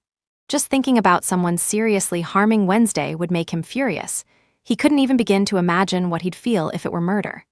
It was true that Elliot had been one of the main culprits behind his parents' deaths, but Luke had never met them, so he felt no personal hatred toward Elliot. Besides, he had learned that his parents had been rather indifferent to his fate, leaving his survival entirely up to chance. "Why didn't they just let me continue my studies in peace? Like with my father, is there some prophecy about how powerful I'll become and how I'll destroy you all?" Luke asked, trying his luck with a slightly arrogant smile. "There actually is," Elliot responded as if it were nothing. "Seriously," Luke murmured, confused by how freely Elliot was sharing information. Maybe he believed his victory was set in stone, that he would kill Luke tonight, no matter what. Luke had already theorized that the Spellmans possessed some prophecy about him, which was why they had targeted him since his first year at Nevermore, aiming to kill him. Just as Luke was about to say something, he fell silent. For the first time, Elliot frowned, his eyes gleaming with disdain. "Normies." Elliot muttered, palpable disgust in his voice as he noticed normies arriving, drawn by the loud crash from Luke's landing. The murmurs among the normies grew louder as they took in the bizarre scene, a teenager standing in the middle of a crater in the street, facing off against an adult just a few meters away. "What happened here? Is that kid okay? He doesn't look like it." "He seems pretty banged up," a normie remarked, noticing Luke's torn clothes and minor injuries, bruises, shallow cuts, and small burns from the lightning that had struck him. "Do you know why the world is screwed, Luke?" Elliot asked, raising a hand that began crackling with electricity. The normies who saw this gawked in shock. Some pulled out their phones to record, others to call the authorities. "Because it's full of them," Elliot answered before Luke could say anything. A thunderclap echoed across the sky. "Normies pollute the planet. They deplete its resources. They kill each other in pointless wars." His voice grew colder. "Yet they are the ones who rule." Luke narrowed his eyes. "Is this the villain's speech?" he wondered. "They're fragile, ridiculously weak. They weren't meant to rule this world. And yet so many outcasts still want to coexist with them. Like your family, who only held back my family's plans," Elliot added icily, turning his head toward the crowd, looking at them as if they were cattle. Elliot raised his hand and the lightning crackled, growing into a blinding glow. Then he fired. A bolt of blue lightning shot from his palm, heading straight for the terrified crowd. Chaos erupted. People screamed. Some ran, others stumbled, and the most unfortunate didn't even react in time. Those caught by the lightning were killed instantly. 5 bodies collapsed to the ground, their skin charred in an instant. The stench of burnt flesh filled the air. "This psychopath," Luke thought, but Elliot wasn't done. His expression remained stoic. "Let's make this more interesting," he murmured as he raised his hand again, a new bolt of lightning forming in his palm. He hurled it at another group of victims, but this time, the lightning moved slower. The electricity crackled calmly, as if giving its victims a chance to see their imminent death. The normies instinctively turned at the feeling of danger behind them. Seeing the lightning coming their way, they ran even harder. A mother carrying her daughter was the last in the group, the first who would be incinerated. Just as the lightning was about to strike, Luke acted. "Shambles," he murmured. In an instant, the 10 people vanished. They reappeared a block away from Elliot. "What happened?" one of the normies muttered in confusion. "Are we safe from that psycho? Since when can humans shoot lightning from their hands?" Elliot blinked in surprise as he saw the normies disappear from his sight, then turned to Luke. Well, well. I wasn't expecting that, he said. What did you expect? Luke asked with a scowl. From what I've heard, you're a cold-blooded killer. The state you left my sons in made that pretty clear, Elliot said, tilting his head in confusion. Yeah, but only my enemies, not weak, innocent people, Luke replied. Oh, so you have principles, Elliot said, a faint, cold smile forming on his face. I'm not a psychopath like you, Luke murmured. Funny coming from you, Elliot said, shaking his head. His eyes swept over the destruction around them, the smoldering bodies, the people running like desperate ants. Let's see if you can protect all these innocent, weak normies. Electric sparks danced between his fingers. Luke didn't respond. He simply made a throwing motion toward his enemy. Elliot was puzzled until he saw a telekinetic orb spinning with overwhelming force, hurtling toward him. What the hell? He thought, stepping back. While Elliot had been reveling in his sadism, Luke had been working in silence, creating a telekinetic orb. It had grown and grown, the telekinetic waves compressed to a critical level, a mass of pure, accumulated pressure. Elliot hadn't noticed. That's because Luke had used the opportunity to slip into his mind when they made eye contact. Subtly, he had altered his senses, inserting a simple yet effective illusion, making Elliot unable to see the orb. Let's see if you have time for that, Luke said with a faint smile as the orb closed in at a dangerously high speed. The telekinetic orb moved dangerously close to Elliot, who was already prepared to dodge. But suddenly, the orbs tripled. Elliot's expression darkened. He had given Luke too much time. He had given him enough time to enter his mind and create these simple yet effective illusions. He knew only one was real, but not which one. The best option was to move away from all three orbs. His body was enveloped in a flash of lightning, exploding in speed as he leaped away in an electric jump at a crackling velocity. But Luke simply snapped his fingers. Shambles! The three orbs vanished from their trajectory and reappeared mere inches from his chest. Elliot clicked his tongue and, with a growl, unleashed his most powerful defenses, wrapping himself in a lightning shield with all the energy he had available. Boom! A powerful explosion echoed through Sunnyvale. The air distorted in a violent burst of pure pressure. The asphalt cracked in all directions, streetlights bent and burst into sparks, windows shattered, and the nearest buildings shook as if an earthquake had struck the small town.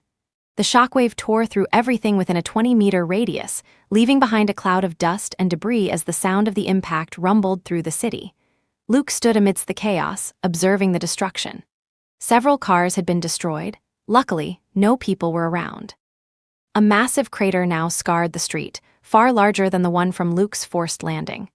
I have to kill him, Luke thought, breathing erratically. His condition wasn't good. Though he had no critical injuries, he had accumulated severe fatigue and minor wounds from Elliot. Using shambles and future visions so many times had been exhausting, these were far from simple abilities. On top of that, he had been pushing his telekinesis to its limit without rest, along with his blue aura, though he hadn't had many chances to use the latter. And then, there was his battle against Niklaus, the leader of the Drozhia clan's secondary branch. Although that fight had been easy, and Luke had walked away without a scratch, it had still drained some of his stamina and energy. Thanks to his domain, Luke knew Elliot was still alive, even if he couldn't see him with his eyes. At that moment, he decided to act.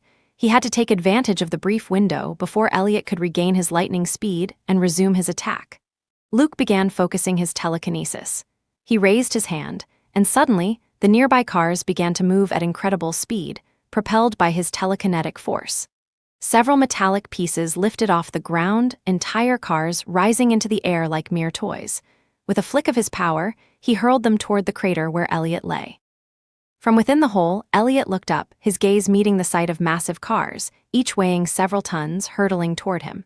His strength grows in the face of adversity, Elliot thought, watching as the sheer number of vehicles barely surpassed 10 tons each. Meanwhile, Luke vanished in the blink of an eye, using shambles to reposition himself instantly.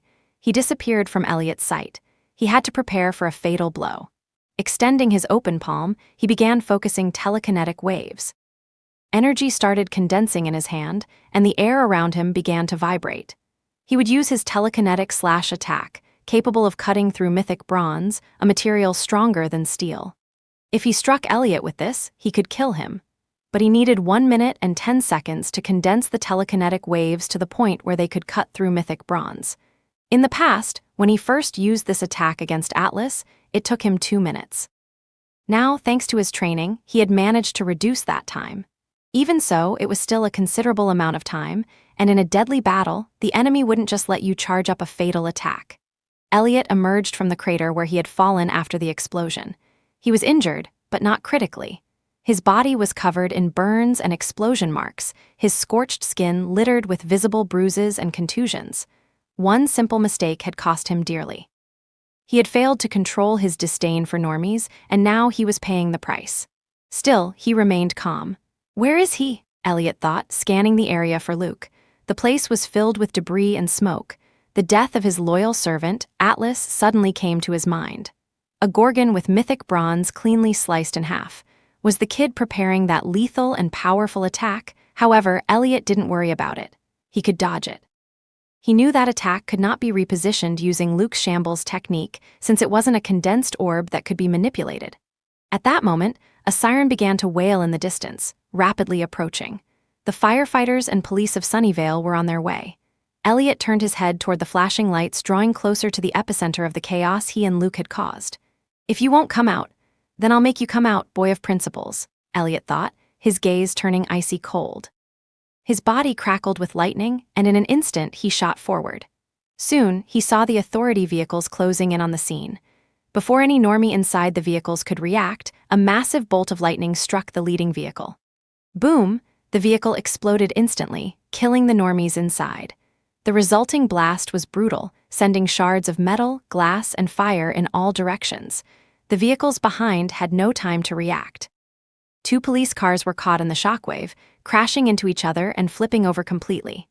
Elliot made another slight movement with his hand, and another bolt of lightning struck the normie vehicles. Within seconds, all the vehicles were destroyed, and the normies inside were, of course, killed. Luke, with his heightened perception, witnessed everything but chose to stay out of it. The most important thing right now was charging his attack to kill Elliot as soon as possible.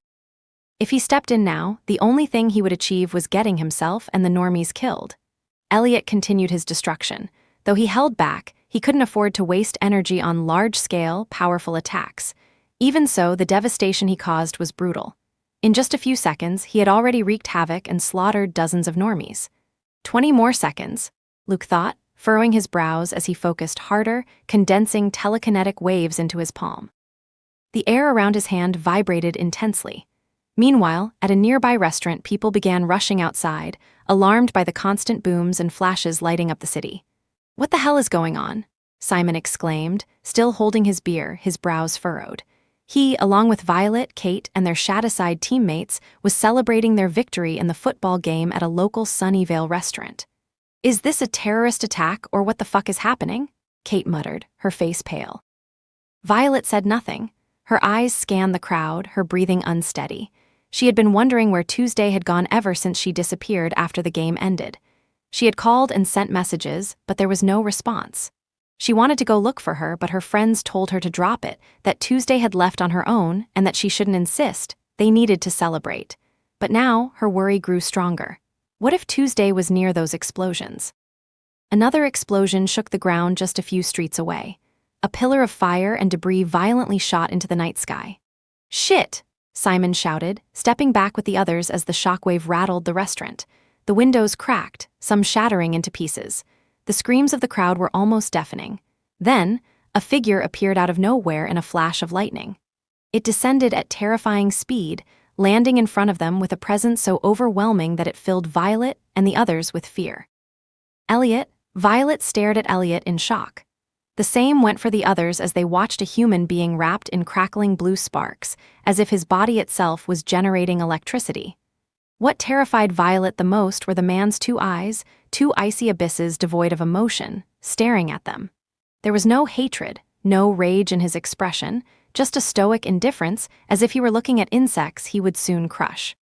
The group of people remained frozen in place, caught between the instinct to flee and the pure terror radiating from the being in front of them. Elliot said nothing. With a slight extension of his hand, he fired a small lightning bolt that zigzagged like a serpent, striking a middle-aged man with a neatly trimmed beard. The result was immediate and horrifying. A sharp explosion echoed through the air as energy coursed through the man's body, triggering a brutal internal overload. His muscles convulsed violently, his eyes bulged, and an instant later, his skin ruptured as if something inside him had detonated. The extreme heat vaporized his blood instantly, creating a small shockwave that sent fragments of bone and flesh flying in all directions.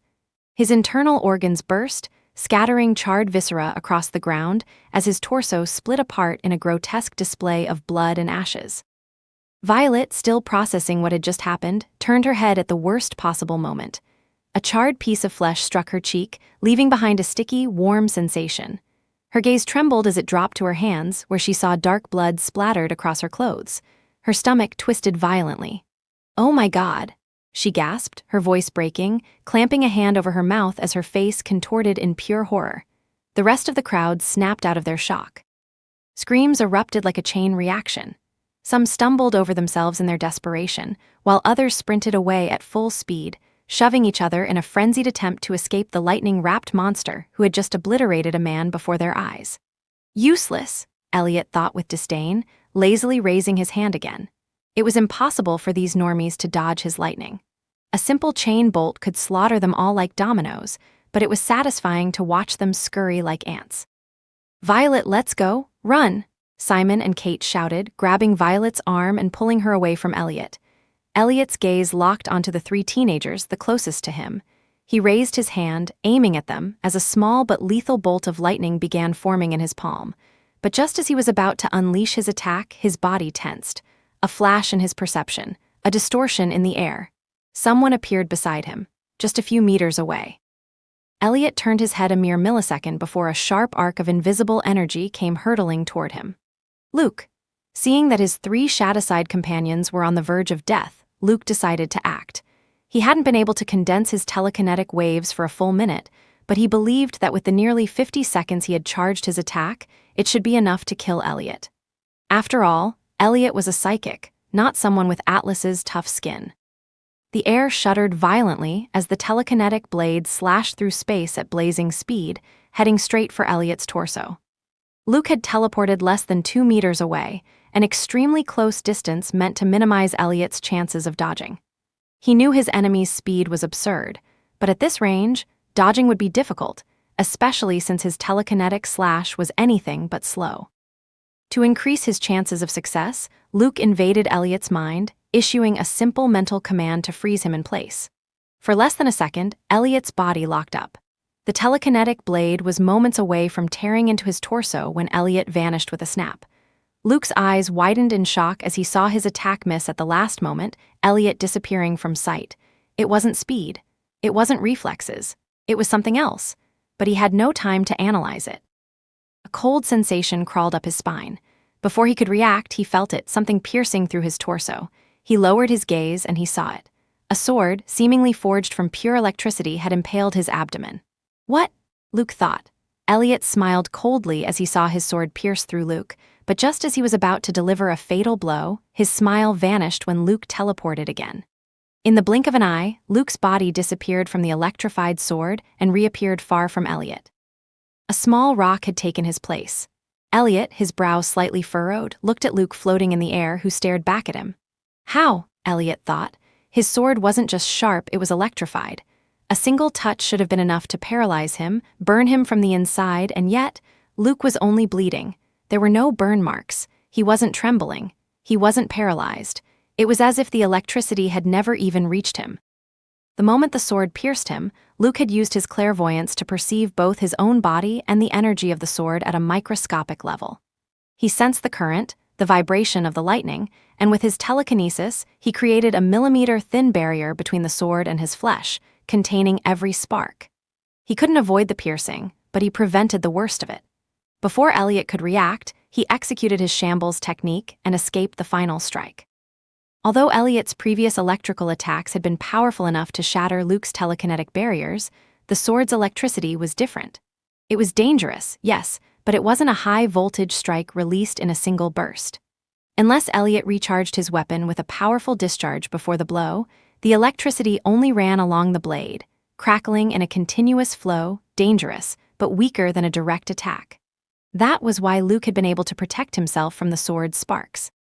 though it wasn't easy to do so in such a short time, and for the first time at that.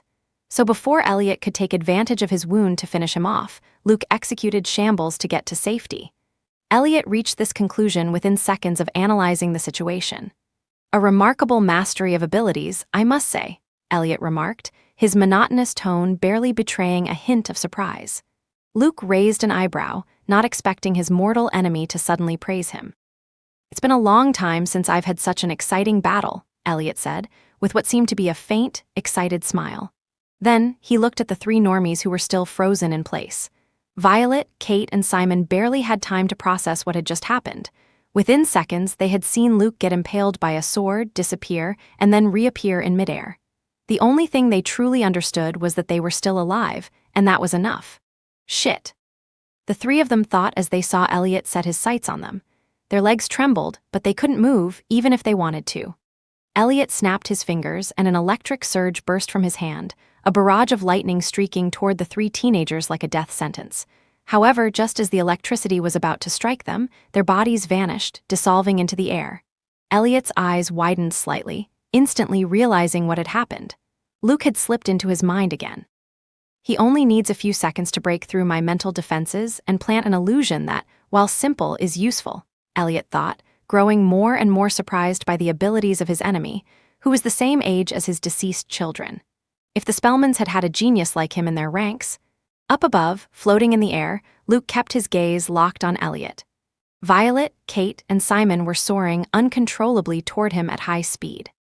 "Get as far away from here as possible," Luke ordered, and without giving them time to respond, he hurled them away from the battlefield at breakneck speed. The three of them shot through the night sky, screaming as the city lights blurred beneath them. The ground was coming up fast, too fast. "We're gonna die," Kate screamed. "Hey, at least we're flying like superheroes in the movies," Simon shouted, trying to joke, though his voice sounded more terrified than amused. Just as they were about to crash into the pavement, their bodies came to an abrupt stop in midair and landed gently on the street. They remained on the ground, dazed, staring upward. They could barely make out Luke as a small dot in the sky. Is he one of the good guys?" Kate asked, her heart still pounding in her ears. "What is this, the Avengers? Are we witnessing an Avengers-level threat?" Simon joked, but no one laughed. Violet said nothing. Her eyes remained fixed on the boy floating far above them. His tone of voice, the way he gave orders, the absolute confidence in his expression, it reminded her too much of someone. Tuesday, but this wasn't Tuesday. This was a man, wasn't it? "Saving normies despite your situation?" Elliot said, shaking his head with a mix of disappointment and mockery. "Not a smart move." Luke didn't respond. His breathing was heavier than usual, and though his expression remained firm, his body showed the toll of battle. The wounds were piling up. The cuts and bruises from Elliot's previous attacks were still there. He had endured earlier electric shocks that left a persistent burning sensation in his muscles, and now he had a new wound in his abdomen, a piercing injury. The blood loss from this small hole could weaken him quickly if he didn't do something about it. Luke acted. He used his telekinesis on the wound. A thin, invisible barrier covered the opening, sealing the skin and preventing the blood from spilling out. It wasn't a cure, but it would allow him to keep fighting without bleeding out. He knew the risks. If he maintained the barrier for too long, the trapped blood inside could become a problem. Moreover, it required precise control to keep the seal intact without neglecting his defense. Even so, his enemy wasn't at 100%. Elliot had endured 2 powerful explosions from his telekinetic orb. He had wounds that, while not as numerous, had slowed him down and weakened his attacks. He was no longer as brutal as he had been at the start, and that was a good thing. "Shut up and fight," Luke said, launching himself from his position in the air toward Elliot at a staggering speed. Elliot didn't show a hint of fear. Instead, he smirked slightly and braced for impact, channeling all his energy into a lightning shield that surged around his body. Electric sparks buzzed through the air as the barrier crackled intensely, ready to repel any attack. Luke reached him in the blink of an eye, his fist charged with telekinetic waves compressed into a sphere of energy. The illusion of an imminent punch appeared with astonishing speed, but the moment Luke's fist struck the lightning shield, a distortion occurred. The physical Luke vanished in an instant. Illusion, Elliot thought with a grimace, but it was already too late. Using shambles, Luke appeared behind him. His leg, wrapped in telekinetic waves, struck with precision, a devastating kick aimed at his enemy's spine. The kick collided with Elliot's lightning shield. Though the barrier held firm without breaking, the explosive force of the telekinesis was enough to send Elliot flying. The shockwave of telekinetic energy rippled through the shield without destroying it, but it propelled Elliot with such force that he was hurled through multiple buildings. The sound of concrete and metal shattering echoed throughout the area as his body crashed through everything in his path, leaving a trail of destruction. Luke felt a tingling sensation in his leg from the contact with Elliot's lightning. The electric energy that coursed through him was minimal, thanks to the telekinetic waves shielding his limb. He had no time to dwell on it. Elliot was already charging at him again at an incredible speed. At that moment, Luke activated his future vision.